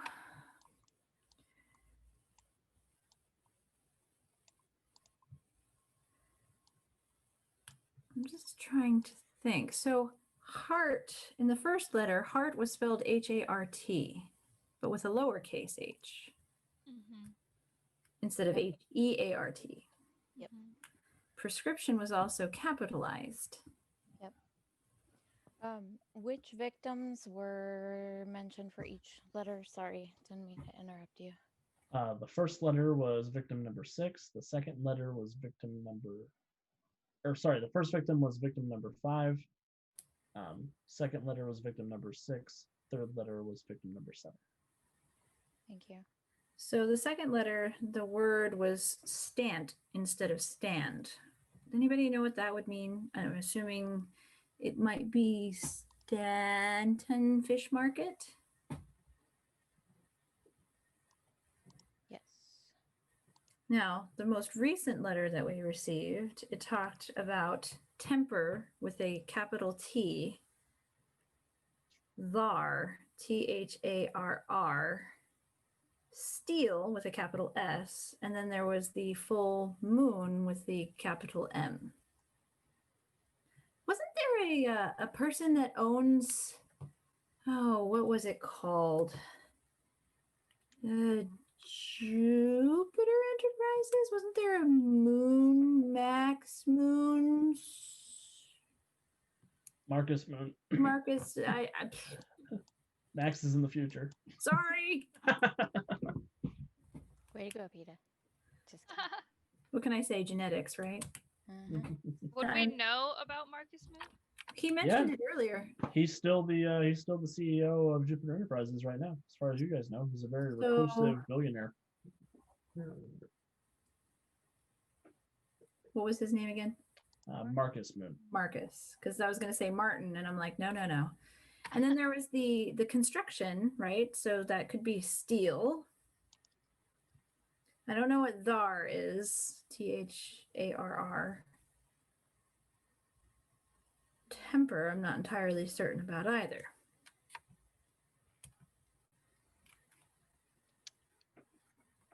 Would you guys like to make an investigation check with the I would while I'm doing that. That you have uncovered? I also have an eidetic memory, just on the off chance that helps anything. Awesome. I will give you a +5 to the roll, because this isn't something I've said out loud, but it could be something that Let's Go noticed just on their way around. Well, I rolled a 24. I got a 17. Oh, we're all rolling. My bad. 12. Wasn't useful anyway. You're So, like, no. what? With that +5, you get a 29, which is actually enough to uncover this little morsel. You remember as you were driving through Bayside on the way here last night, you saw a building in construction called Harrison Tempered Steel. Looked like it might be some kind of steel factory that's being put in here at Bayside. I'll take Okay. that out here in the chat. Cool. Wait a minute. Isn't there a place that does tempered steel? It starts with an H. Harrison.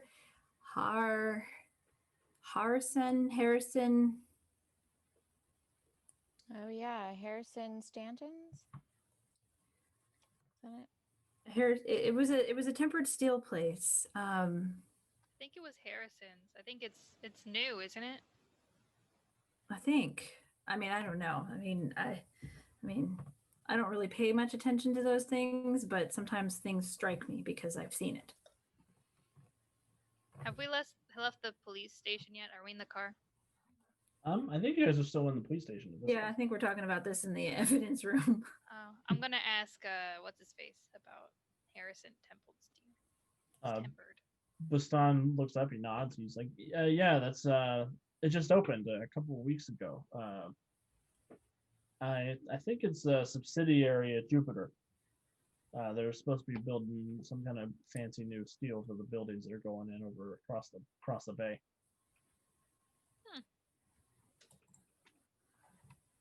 Is that relevant? Well, Maybe.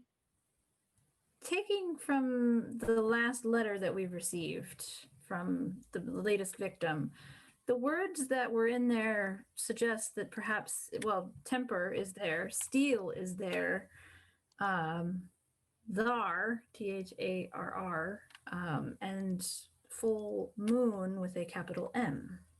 So I think that would actually fit in with what you've just described. Oh. And then she looks at the other dude. Fancy that we could figure these things out. Just being, women and all.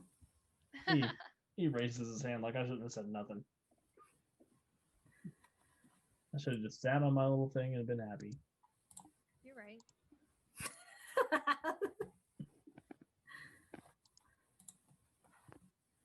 And Bastan will mark in Bayside where Harrison Tempered Steel is. Well then, perhaps that is the next location? Perhaps there is something there that is important? But before we go running off on that train, let us continue on our quest with going to the school. And Ritzko's face kind of drains of color. Yeah, I think that's pretty important right now because I need to figure out what you got going on here.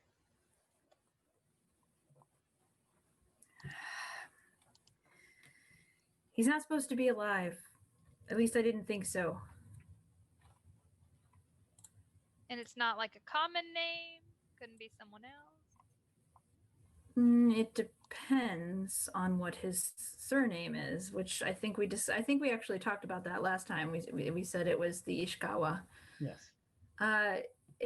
It's too coincidental. You know my backstory. You know what happened to me. My father being the abusive Yakuza leader. He didn't want me, right? He wanted a son. And the family that ended up rescuing me from basically being beaten within an inch of my life from my father was his second in command. And he rescued me. And I got to be a family with them, with him and his son, Ryunosuke. Their last name is the last name that I took because my father found them. We ran all over the place trying to avoid them, but my father found them. I was told to leave, and I did. and I thought that I would never see I knew I wouldn't see Akio again, but I didn't think I was going to see Ryu again. Well, let's go see him.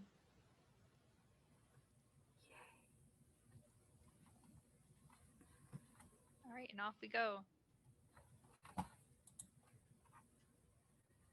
Awesome. Off you guys go. Heading back to Sacred Heart University, where you set that fire last night. Is there a certain security guard there too? No, he's a night guard. Okay. Oh, we should have waited for the night. I was worried. I was Fritzko is literally like in the car going, please don't be there. Please. Please don't call on me. He has no idea where you live. He's gonna go look around though. Awesome. So you guys head back to the campus. You do see that the building you guys were in last night is currently sections of it have been closed off. You see that they're inspecting it, looking for dealing with the fire damage. Right? Yeah, you guys are fine. It was only a couple of classrooms that caught before the security guard was able to put it out. But yeah, you guys are on the college campus looking around. There's school. School's not currently in session, but there are a couple of summer classes that are opening in and out. Looking around, looks like you guys have pretty much the run of the place. What would you like to do? Well, did you figure out what classroom he was in? They did go to his classroom last night. Because remember, Ritzko wasn't part of that. Right, correct.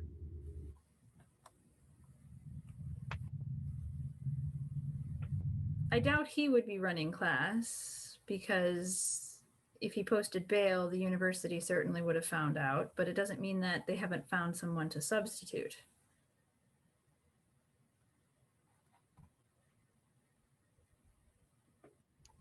All right. So that might be a place to start, unless that was where the fire was started. It was in the same building, but you guys could go around, find another way into the building. Well, would students actually be allowed in there, or do they just have certain areas cordoned off? They just got certain areas cordoned off. Okay. And it's a low population day, so they're keeping an eye on the doors closest to the fire damage, and they've got the inspectors coming in and out and cleaning stuff up, but it doesn't look like anybody's keeping people from coming into the other entrances of the building. Yes, I was being serenaded by swamp ninjas. I'm here for the swamp ninjas. All right, so shall we head then to the classroom? Sounds good to me. Perfect. You guys head up to Dr. Hastings' class. As you guys are making your way up to that floor, you do see that it looks like this part of the school is mostly abandoned this time of day. You guys come up to the office door that you guys picked the night before. It looks like nobody's been here to reblock it. Well, in we go. Yeah, when you guys head inside, you do see that somebody has definitely been here since you guys left, but they did not relock the door. It looks like a bunch of stuff has been taken from the office. You notice the drawers are open. There's a lot of books that are missing. The baby in the jar is gone. Oh no. He took all the proof.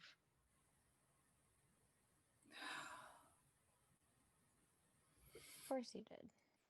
Of course, because nothing ever is easy. If it was, everyone would do it. Do we know where he lives? I actually was going to say, I would like to rifle through some papers to see if there's anything personal, so that maybe have like his personal address that maybe he brought in. And I would be happy to roll an investigation if you'd like. Please give me an investigation check. That would be a 28. Oh, just a 28, no big deal. Yeah. Sort of rifling through the papers and stuff that are left on the desk, you do see it looks like there isn't anything that is personally identifying like where he lives or anything like that. You do see as you're going around in this trash can, it looks like somebody burned a bunch of documents in the trash can. Okay. And I will the bottom of the trash can still feels warm. Whoever was here recently. The bottom of this trash can is still warm.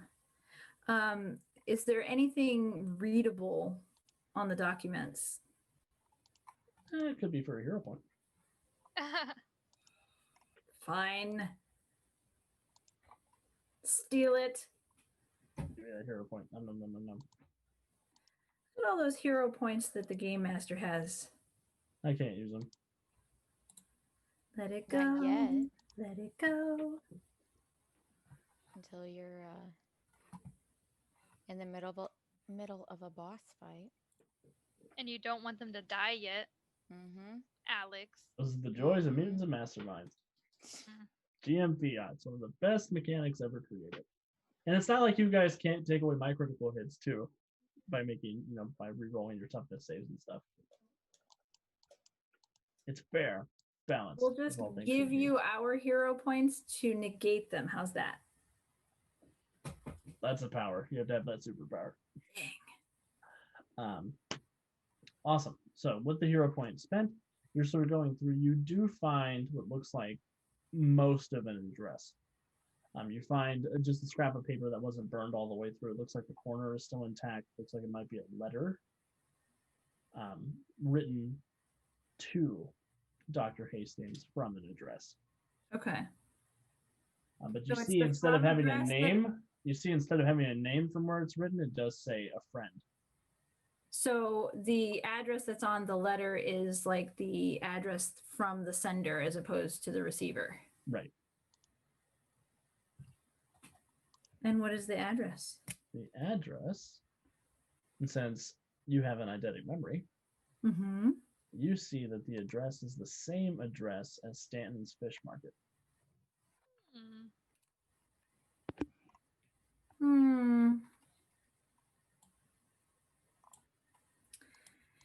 Well, that's interesting. So the envelope is signed a friend, and it is from Stanton's Fish Market. A friend. Mhm. Stanton's Fish Market sent Hastings a letter. That's sketchy. I'm actually going to take it very carefully because I'm sure it's scorched, but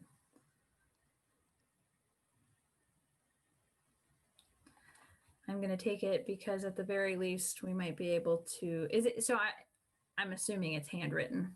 It is handwritten. Okay. It's very lovely handwriting too. Okay, cool.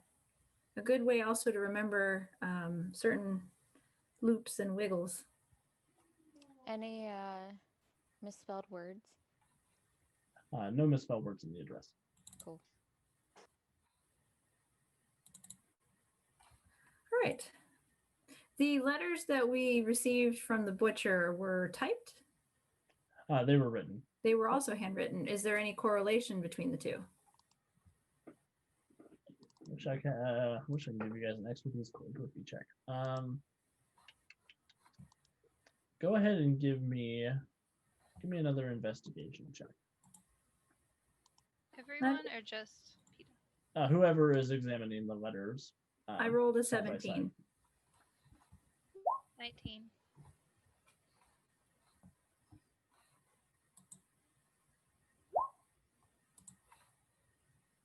Yeah, Yulva. 28. It's a natural 20. So Ritzko and Amelia, looking at the two of them, you think that it's definitely, there's no way that these are written by the same people. The scrawling on the letters from the butcher is very erratic. It's very choppy, short little letters. The letters on this envelope are very large, swooping, almost calligraphic in their design. Ilva, as you're looking at the butcher letters, you are thinking that whoever wrote in this way morphed their handwriting on purpose. You don't think that this is, you think that this is a calculated decision on their part to disguise their handwriting as this chicken scratch sort of deal. You can't tell if they're the same, but you can tell that the butcher's handwriting is definitely an act. Cool.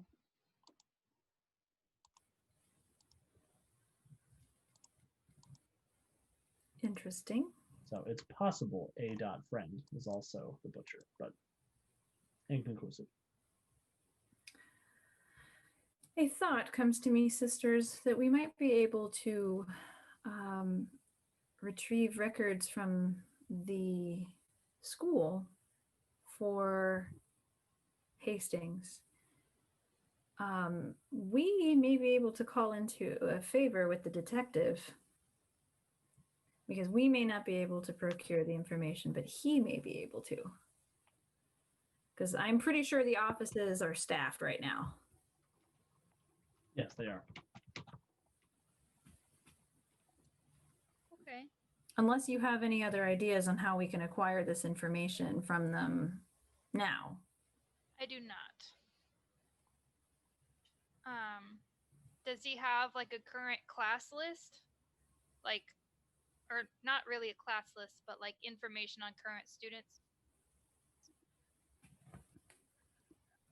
You guys did get his address Roster. book last night with his roster, and Ritzko has eidetic memory, so you guys do know Anita Joyce, Kathleen Hooper, Ryu.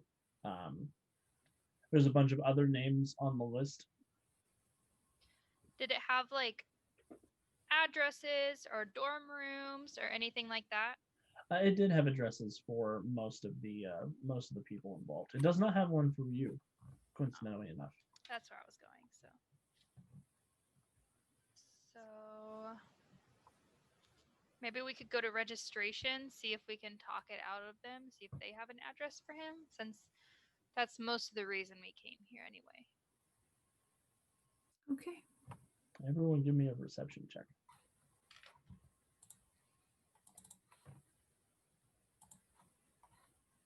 24. 18.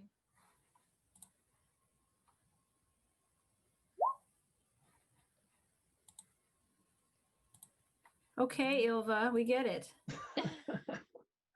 30.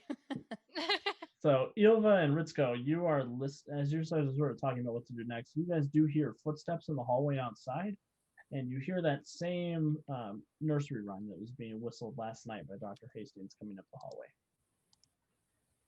Does it sound like Dr. Hastings, or does it sound like someone younger than Dr. Hastings? Can you tell? I'll say So with it's not a train.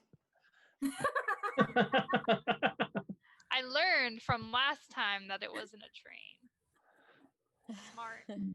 The possibility that it's a train is low, but never zero. See, it's gonna be a train one of these games, and you guys are gonna be salty. For good reason. Ilva, since you got a 30, you are able to tell that this is a different voice than Hastings' voice. Someone else is going to lose a kneecap. It's a much stronger whistling. Seems very more virile. You would guess younger. Could just be somebody who hasn't smoked though, which in 1920 is very impressive. So does it sound like the footsteps are coming back towards the room? It does sound like they're coming this direction, yes. Okay, I'm going to go on the, which way does the door swing, in or out? The door swings in. The door swings in. So I'm going to be on the other side, not where the door swings into me. And I'm going to press myself against that wall and wait for the door to open and gesture to the girls to find a place to prepare. Done. I'll hide under the desk. For lack of a better idea. That'd be so scary if you emerged from the bottom of the desk and just grabbed somebody with that shield on your back. You know? She's just going to throw the whole desk over. Yeah, I'll just throw the whole desk at him. It'll be fine. Somebody dunk water on Ritzko. We'll call it the ring. I'm just going to stand there with my bow pointed at the door. It was great at subtlety. Hey. So you guys wait a couple minutes. You do hear a key slide into the lock, and you hear it tries to unlock the door, and then it locks the door and unlocks the door, and the door swings into the room, and Ritzko, you see Ryu standing in the doorway, holding a brown paper sack, and he's got a pile of books under his arm. He's kind of at this point, he's sort of a handsome, middle-aged Japanese man, sort of graying at the temples. He's wearing a blue suit with a long red tie. He's got a nice watch on his wrist. And he sort of looks and sees the archer standing in the middle of the office. He's like, what did you do to Dr. Hastings? At this point, Ritzko will attempt to grab him from behind, or, like slide in from the side and try to grab him to restrain him. Not to hurt him, just to restrain. I'm going to stay under the desk to keep that element of surprise if we need it. I do have fast grab and improved grab. Well, yeah, and you got the drop on him, and he's just a nerd, so you just grab a hold of him. How do you know he's just nerd? I don't know if he's just a nerd. I mean, I know, but I don't know. I know. Shut up. I hate when you say that. Welcome to my life. So yeah, you grab a hold of him. You've got a hold of Ryu. Who are you? Ritzko? Is that you? No, that's not your name. What's your name? No, I know you. I know your voice. I am Ryunosuke Ishikawa. Don't say that name. It's the only That's name not I your have name. left.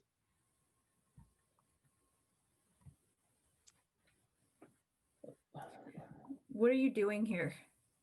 I thought you were dead. I'm pursuing a degree. What's in the bag? Groceries. Honest, look. Is he showing the archer? Yeah, he'll lean it forward as best he can, since you got a hold of him. I mean, It's a grocery bag, so there's a baguette in there. You see there's a couple of fresh fruits. Looks like maybe a loaf of bread. there's no meat. That's No, not a problem. Dr. Hastings is a vegetarian. How do you expect to make a sandwich then? The bread's not for him, it's for me. Ritzko looks at her going, and this is relevant. Why? I'm going to pop up from under the desk and I'm going to say, so are we shooting him or not, Ritzko? Like, what do we do? No. He swears and like flails a little bit trying to get out of the grab when Amelia emerges from under the desk. The more you struggle, the more likely we are to shoot you. So maybe stop. I'm going to let you go. What's happening? Are you the ones who? Where's Dr. Hastings? That's what we would like to know. Well, actually, no, I don't know. I shot him yesterday, so. We haven't seen him since you bailed him out. You shot Dr. Hastings? It's not important. Why did you bail him out? He's my boss, and he was arrested for drunk and disorderly.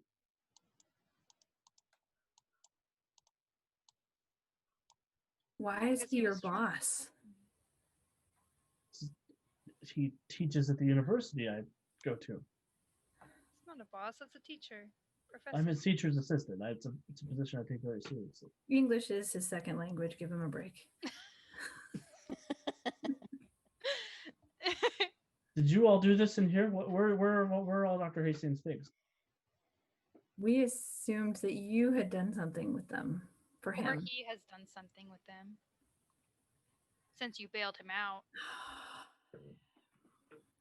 Ritzko is like, she kind of backs away and she seems conflicted.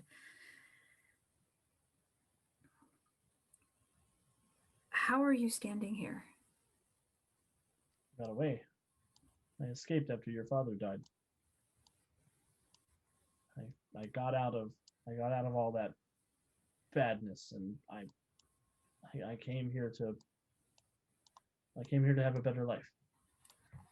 Can I use insight to just make sure that I believe him? You sure can. I rolled a 20.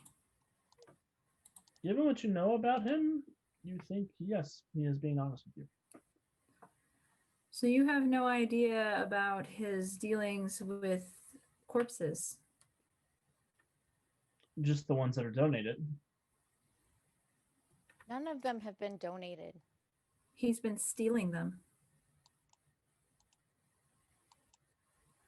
Why would he be stealing bodies? We have a grant from the hospital, from the university. Why Yeah. do people do a lot of things? He says, if I may, I could see if the writ is here. And Ritzko looks to the girls and basically gestures as be our guest. Yeah, he goes to the desk, he starts rifling through. So somebody's taken a whole lot of paperwork from him. Yes, and somebody has burned a whole bunch of paperwork in that trash can. Well, he and I were supposed to meet here around now.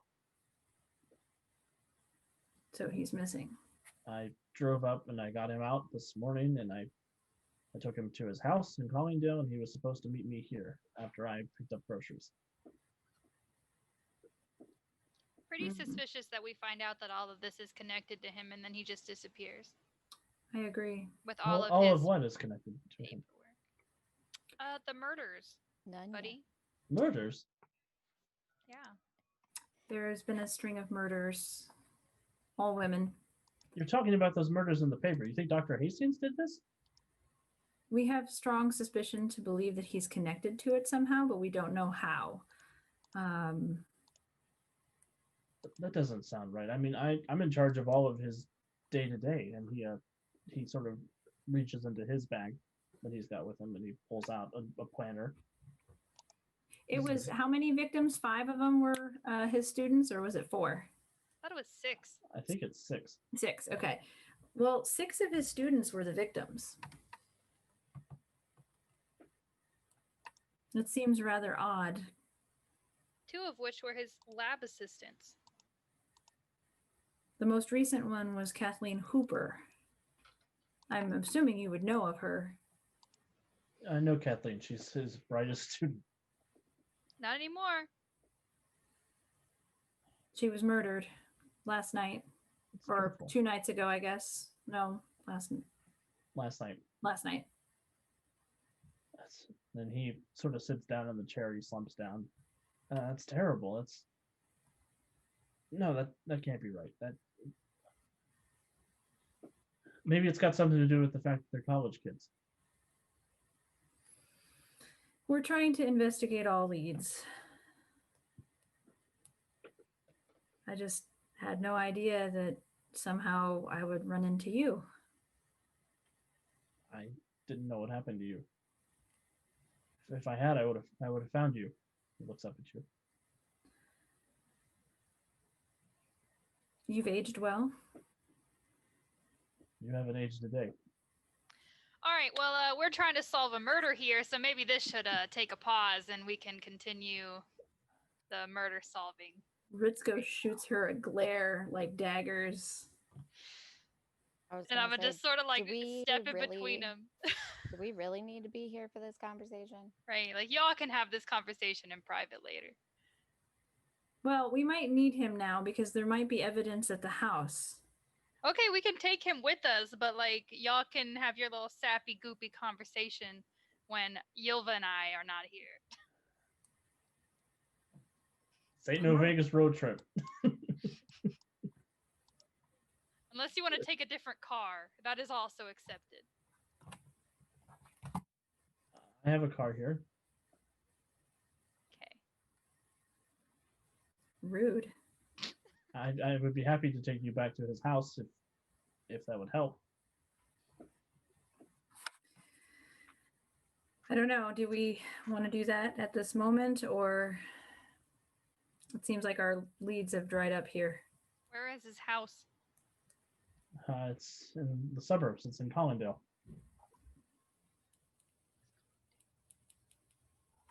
Okay.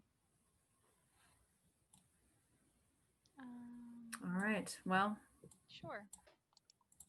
I'll go with him. All right, you Wait, have a good People time. haven't found what's his face. Cecil? Yes. We He keep, also like... lives in Collingdale. Well, we're going there anyway. Great.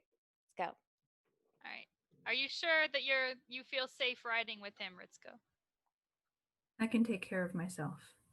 Keep a knife out at all Don't times. let last night fool you. No one said anything about last night, You Ritzko. thought it No one's really holding that loud. against you. No one said anything. You didn't But ask. last night, Nothing. All right, yeah, go get in the car. Just vampires. this world's crazier and crazier place. Buddy, you have no idea. And unfortunately, we do. All right, so you guys both load up in separate cars. And you leave Peter with a strange man you found at a crime scene. Okay. No one left PETA nothing. PETA went willingly on her own. Yeah. She has no reason to not trust him. Did you see the person? Is that Andy that called me the lady in waiting from Robin Hood Men in Tights? It is Andy. I love that movie. Okay, moving It's a on. good film. Awesome. So you guys load up in the cars. Ryu will open the door for you. Let's go. She will sit in the back seat. He closes the front door and goes around to open the back door for you. Again, she can take care of herself. And Open your he'll- own door. I hope you understand that it's for protection. You really think I would hurt you? No. But I want them to know that I'm safe. Because they don't know that you won't hurt me. Well, you've got good friends. I do. They have taken care of me for these many years. What Before I happened to get in the car, I'm just gonna yell, "I'll kill you," and then I'm gonna get in the car. And just... Ritzko rolls her eyes. Don't mind her. She said she was going to kill me. I mind that a little bit. She'll have to get through me first. But I think it was more of don't try anything. What? If you have any nefarious ideas. I've not. I didn't believe you would.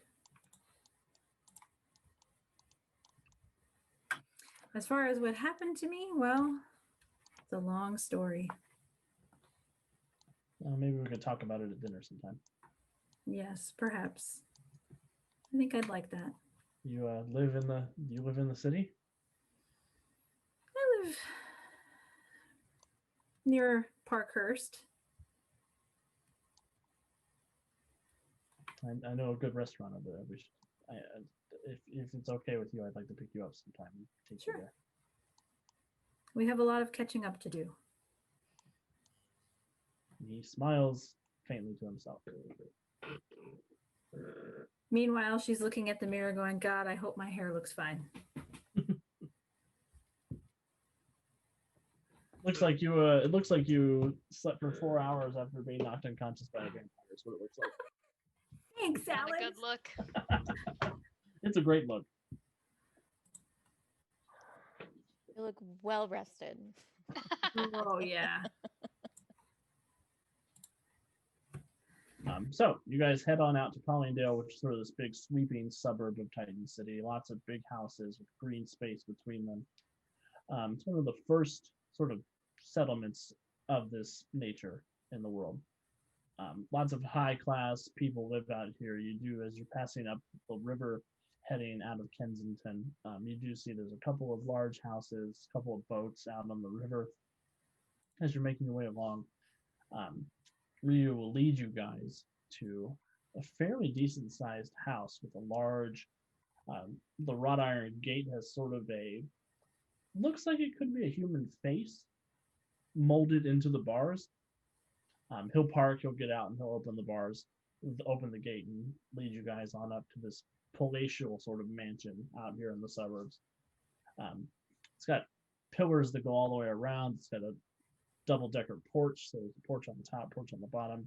Looks like it's built out of red bricks with sweeping glass windows. There's one of those big circle gravel things in the front with a fountain in the middle. Circle gravel things. That sounds technical. Yeah, it's like a circle gravel driveway With a fountain in the middle. with a fountain in the middle.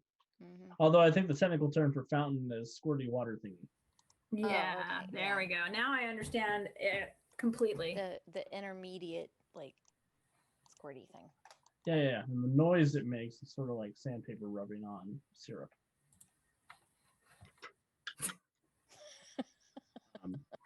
What?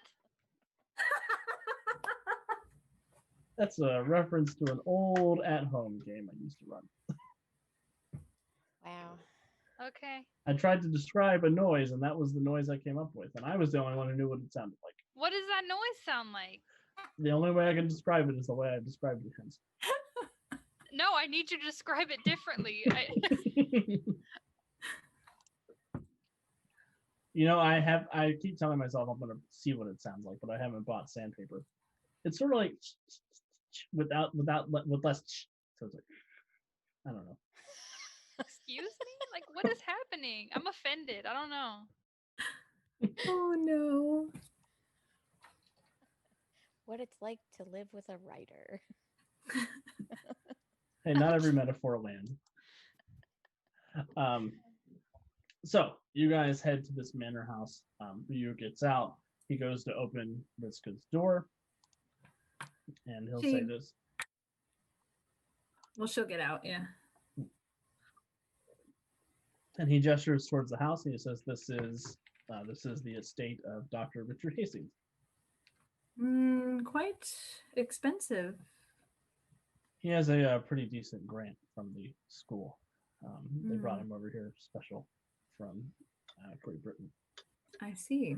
Oh, yes, where he was murdering, or not murdering people, but where he was Grave robbing. robbing people's graves.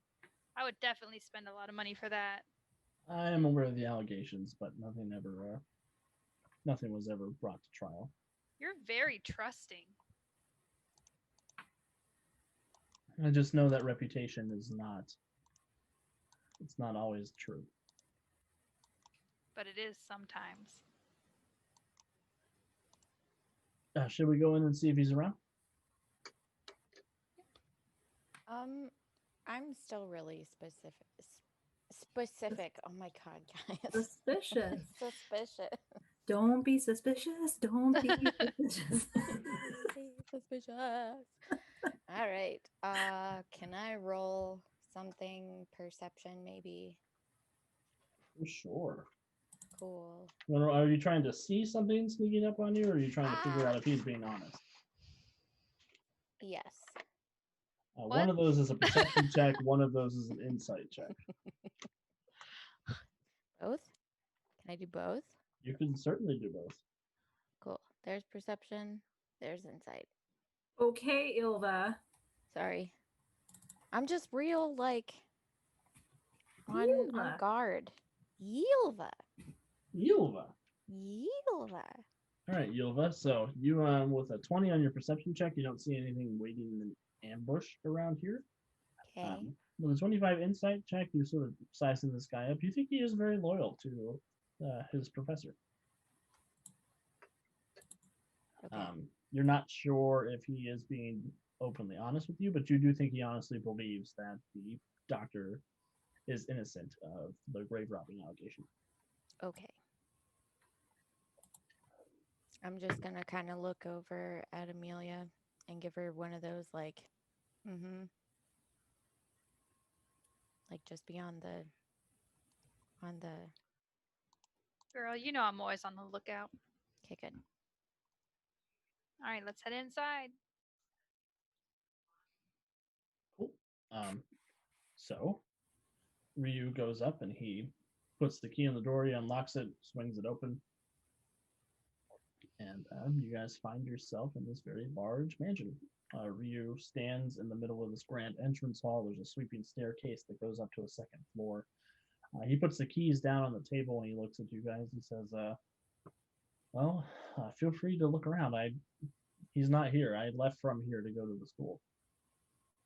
So you said, about what time did you take him to the school? Well, I left him here around 3 hours ago. I bailed him out at 8 o'clock this morning, I think. We drove back here. I dropped him off. I headed up to the store to pick up groceries, and he was supposed to meet me back at the university. Does he have his own vehicle? He does. Although I would suspect he would have difficulty driving it with the injury he sustained last night. He sort of looks at Yova. She's good at what she does, isn't that's true. I've seen a lot of shattered kneecaps in my time. Not like that. Not like that. He agrees with you. Ritsuko kind of lets off a sigh wistfully because she knows what he's referring to.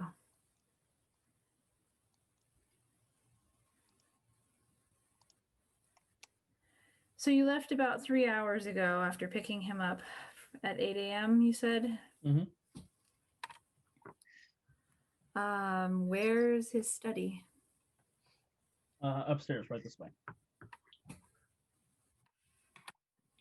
And he will lead you guys up to the study, which is a very well-appointed, stuffy office. There are bookshelves that are lined with folders and books and stuffed with papers. There's not a baby in a jar here, but you do see there is a human skeleton in the corner that looks like it's sort of skeleton on one half and muscle on the other half, and you can peel the layers away. It does seem very cramped and very warm in this space. There's not a lot of ambient light coming in from outside. Alrighty, I would like to rifle through things to see if there's anything of note in terms of like papers or anything that's interesting. Sure. Please give me an investigation check, whoever wants to rifle. I rolled a 19 for my rifle check. Rifle. I rolled a 23. I'm watching the guy. I'll trust him. He rolls a 13, so he's not as good at rifling as you guys are. But he will sort of go through some stuff.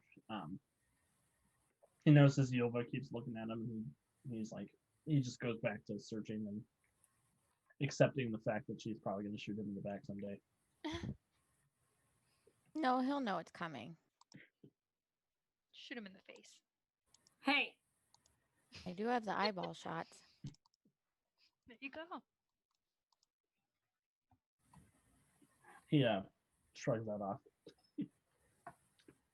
Amelia, as you're going through, you sort of are looking around. You do see. It takes you a little bit to know of going through the papers and stuff, but you do find the blueprints to the house. Is there any secret stuff in there? You know, as a matter of fact, there is one area that looks like it is blank, and it should not be.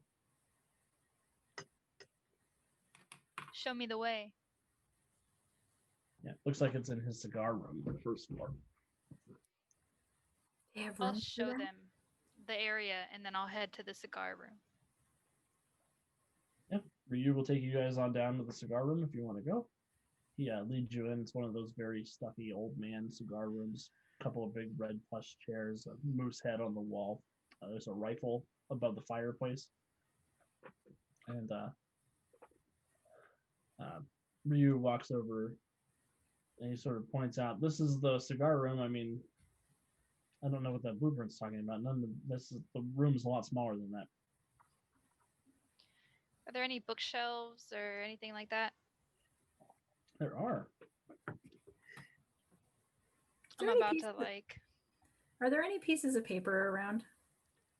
Yeah, there's a lot of pieces of paper around. Paper. Especially in the office.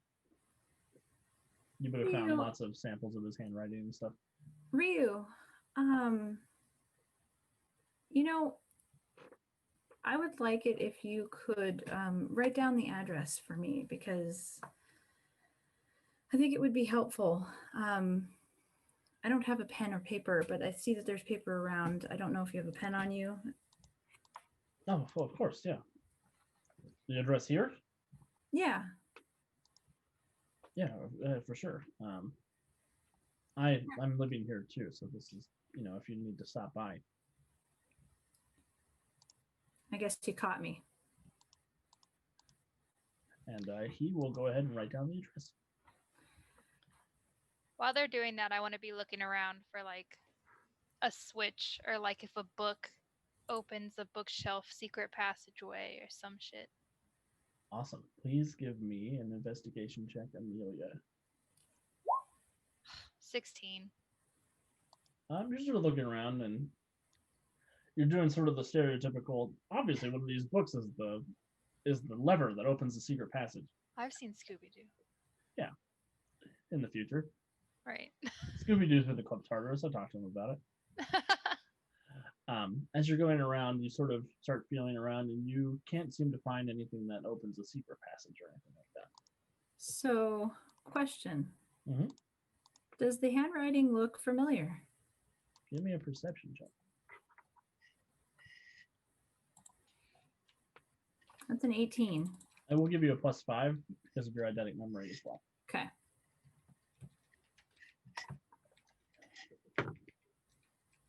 Well, looking at it with the 23, as he's sort of writing it out, his handwriting is very pretty. It's very swoopy, very calligraphic almost, but you're not sure if it's the same handwriting as the friend who sent him the letter. Okay. Could it be also construed, and this is Ritzko going on the dark side, does it look like it has any relation to the letters from the butcher? It does not. Okay. So knife narrowly avoided. And he'll hand you the letter. She'll take it with both hands, and she'll bow. Thank you. If you want to give me your address too, that would make communicating a little easier. Nope. Unfortunately, I'm not allowed to. He'll turn and bow to Amelia. I bow back.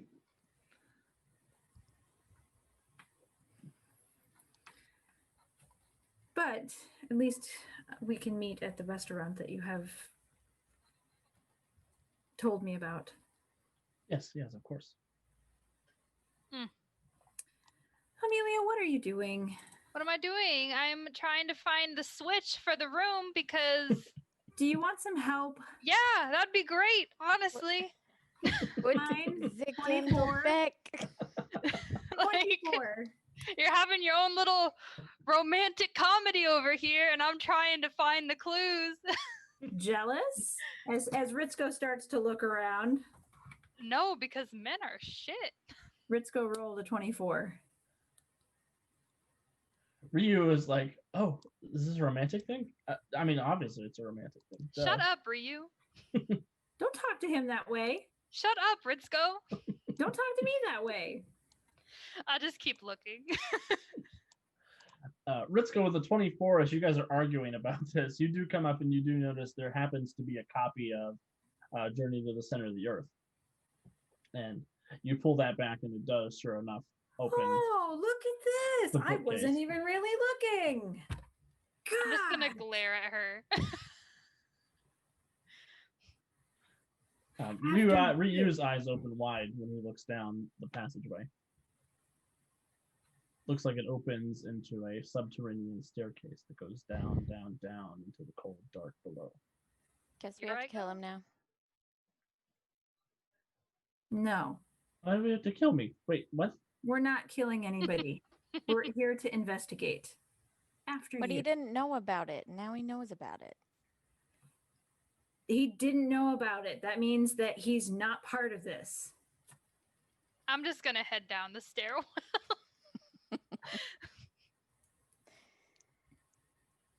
Ritzko will grab his hand and start leading him down the stairs. He will bring up the rear unless Ilva is. Oh no, he is not bringing up the real. Nope, nope, nope. So That's all Amelia annoyed going down the stairs, Ritzko dragging Ryu from behind, and then Ilva just pointing that arrow at the back of his head. Yep. It's a good marching order. Pretty much. Yeah, you guys head down into the earth. You guys walk for quite a ways through this very well masoned tunnel. As you're looking through, it looks like somebody's come through and built this structure. It doesn't look like it's carved out of the earth below. You head down the stairs and you do see more of those lanterns that you guys saw in the sewers below the university. Speaking of the sewers, at least this place isn't full of muck. My Zori and Tabi socks are safe. It's true. For now. I liked that yukata. Maybe if you beat it hard enough with a rock, the stains will come out. Well, I also tore it to tourniquet the good doctor's leg. That's right. I forgot. We should have just let him die. Would have saved a lot of trouble, actually. You can't just let people die. He's just a man. You know, some of us in this space actually do still like men. Some of us in this space are men. Ritzko gives him a gentle squeeze of the hand. I just look at him disgusted, and then I just keep walking forward. Yeah, keep walking. Please do. Down, down, down into the cold, dark earth we go. You guys come down out of the staircase that leads down, and you find yourselves in sort of this sepulchral chamber. It's a very spherical sort of space, and there are a lot of pylons down here. Sort of large metallic structures. Pylons. You must construct additional pylons. And you're looking, you see, it looks like this might be some kind of, you guys have seen stuff like this in Frankenstein and stuff like that. Very large electric current converters, tables, rows and rows of buttons and dials that do who knows what. But there's a thin layer of dust on everything down here. There are a couple of tunnels that head off in a bunch of different directions away from the central chamber here. Give me perception checks, especially Ilva. Ilva, I'll give you a +2 to this check. 27. Oh no, 25. Don't be stealing my roll. I know. I thought it was. Wait, who is getting the +2? Ilva is. You are. Cool. So you're tied with me, Ilva. 27. So all of you guys, since you guys rolled 25 or higher, you do all notice that there are footprints down here. Looks like footprints of a man who was favoring one leg and had a crutch with him on the other one. Haha.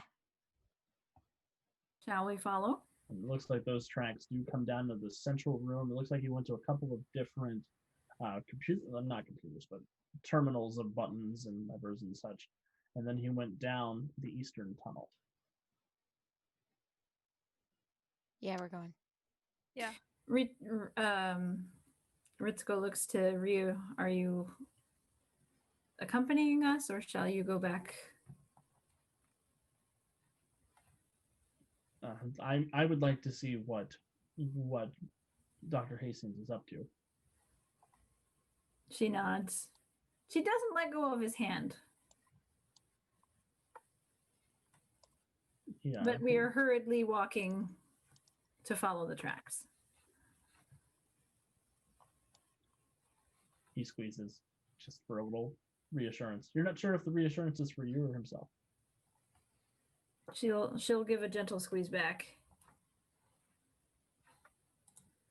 Awesome. You guys make your way following these tracks that you have found down here.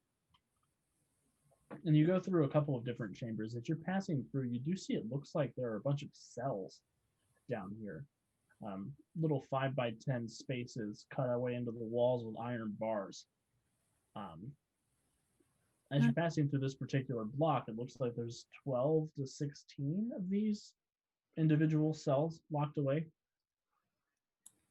Now tell me, what would a university professor have use for cells when his supposed corpses are already corpses and should be donated? Ryu sort of looks down at his feet and he says, "Well, some of the subjects of our experiments reanimated."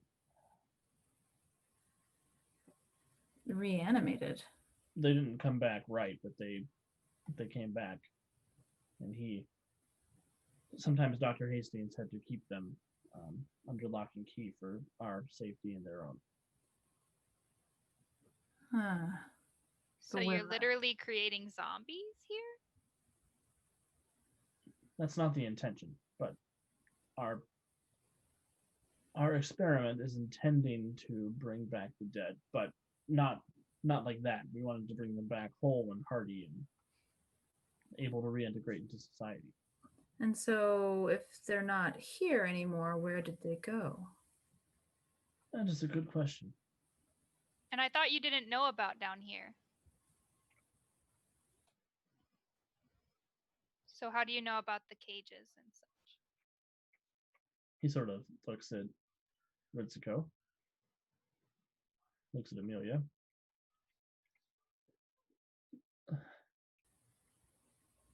Don't even try it. Ryu? If you must know.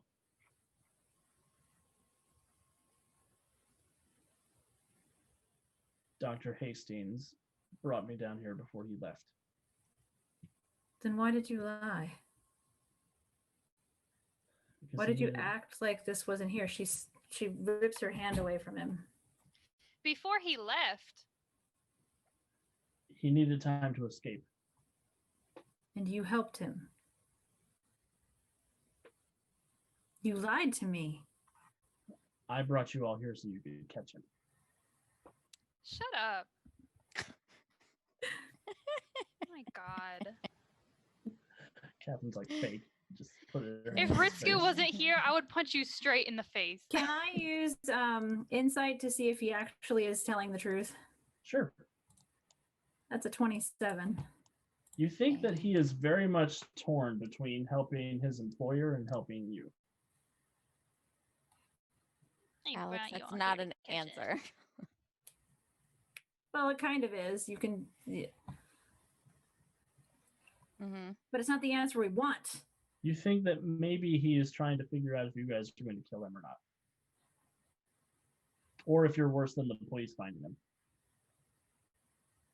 Well, I don't do anything because this is Ritsuko's man, so I have absolutely no say over it.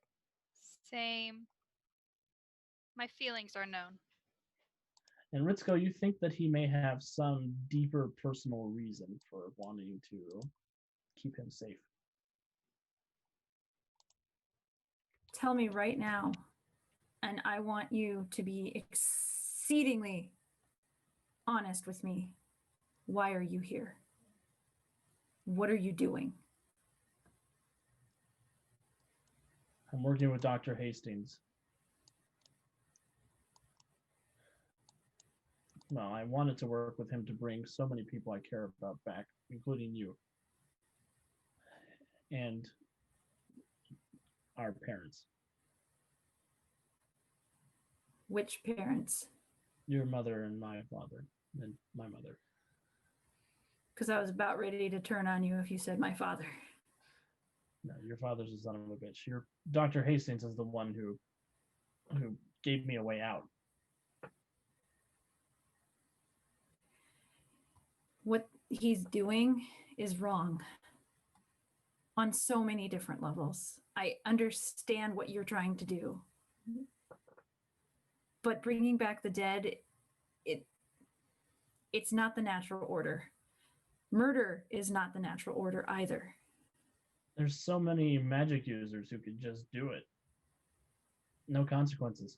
They just bring people back to life. And people like us, I guess people like me have to just live with that. And Dr. Hastings is finding a way to make things fair again. But each of those comes at a cost. It's How long not have you been alive? thousands of years. Yeah, thousands of years just because you got picked up by a god? Picked at random? Not at Watch random. how you talk to her, please. Not at random. Never at random. You know, my mother and Ritzko's mother were both killed by evil men, and they didn't get picked. I wasn't killed. Neither was I. But you were abused. Yes. You're sounding a bit evil right now. So if you want to continue this relationship with Ritzko, I'm going to need you to think about what you're saying. And maybe not insult the entire Amazonian clan.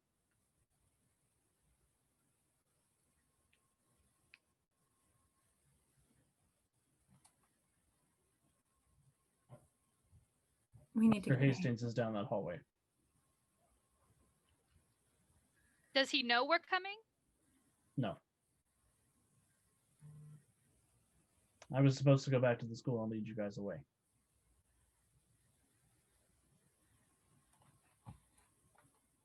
Well, then by all means, you go first. And he sort of looks dejectedly at Ritzko, and he will shuffle away.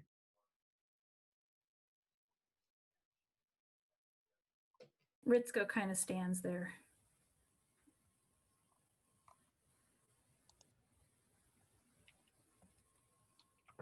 What do you want to do? What we came here to do. She sounds very quiet, which is unusual for her. I'm going to like take her hand and like squeeze it. And then I'm going to follow after Ryu. Do not do anything to him. Do I make myself clear? I wasn't planning on it. And I just keep walking.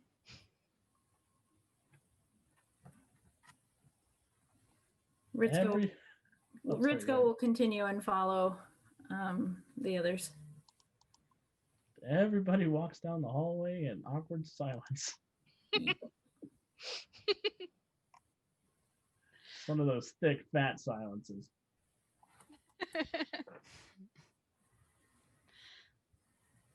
So you guys make your way down the hallway a little bit more down the way. Looks like you guys are probably walking for a good 20, 30 minutes through this labyrinth underground structure.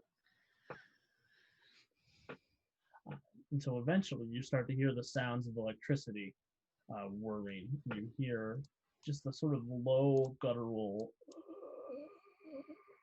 noise ahead of you.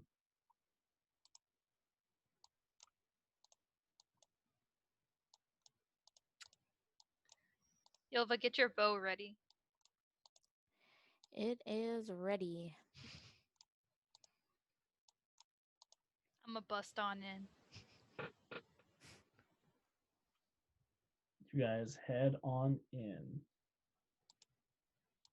And as you guys head in, you do see there are a few of these sort of hollow-looking husks of people shuffling around. Very dark blue mottled skin. Lots of pieces sewn back onto people, and they're just sort of lifelessly moving about the room, slack-jawed, drooling all over themselves. And in the very center of this space, you see there's this huge double pylon that goes up into this cavernous sort of ceiling. And strapped to the table in the center of them, you see Dr. Hastings. And it takes you a moment to realize that Dr. Hastings is super dead. Looking at him, you see he's got his throat slit out. He's got a couple of organs that have been removed and placed in the same jewelry boxes that are missing from the 5th Precinct's lockup. and there's a letter on them that is signed a friend to the Amazons. And I think that's where we'll leave off this week's session. Jeez. So heavy. Yeah, it was dark. So, thank you everybody for tuning in tonight. Like Kevin said, is that dead with a cape? Super dead. So yeah, thank you guys everybody for tuning in for this week's episode of the Bayside Murders. I am excited to continue this story with everybody. I hope everybody else is excited too, because this is the mystery is just building and building. Thank you guys for not shooting Ryu in the face. I appreciate that. Briscoe wasn't going to allow it one way or the other. She would have just been really mad afterwards. I don't think she could have stopped it. You could tried. We'll bring him back. So thank you everybody for tuning in. We will be back here same time next week, same bad time, same bad channel for episode 3 of the Bayside Murders, as we continue trying to uncover the identity of the mysterious Butcher of Bayside, and hopefully get a chance to read a letter from him to the Amazons. As always, please check out our podcast on Fridays, Something Dragons, where our friend Aaron leads his daughter and her friends to their very first role-playing game ever. Come back on Mondays when we have Born of Rage, where I have the wonderful chance to play a werewolf alongside Liz, with Jonesy as our game master. And sign up for UConn. We still have a few spots left in some of my events, and I know Andy's event is sold out, so that's super exciting. I think Liz still has some slots in her events open as well. Yep. Please stick around. We're going to go ahead and raid somebody. I'll leave it up to Jess, since she's the person in charge. Oh, that's right. Just one of Andy's events is sold out. He has one more event that is still available. If you want to play Warehouse 13, he's playing that. It's a really good game, just saying. It is a really good game. I was a really bad arty, but it's a really good game. I loved it. So yeah, stick around. We're going to raid somebody. We'll see you next week. Please remember to go out and vote. Please wear a mask, and remember that Black Lives Matter. Have a wonderful night. Oyasumi nasai. Bye.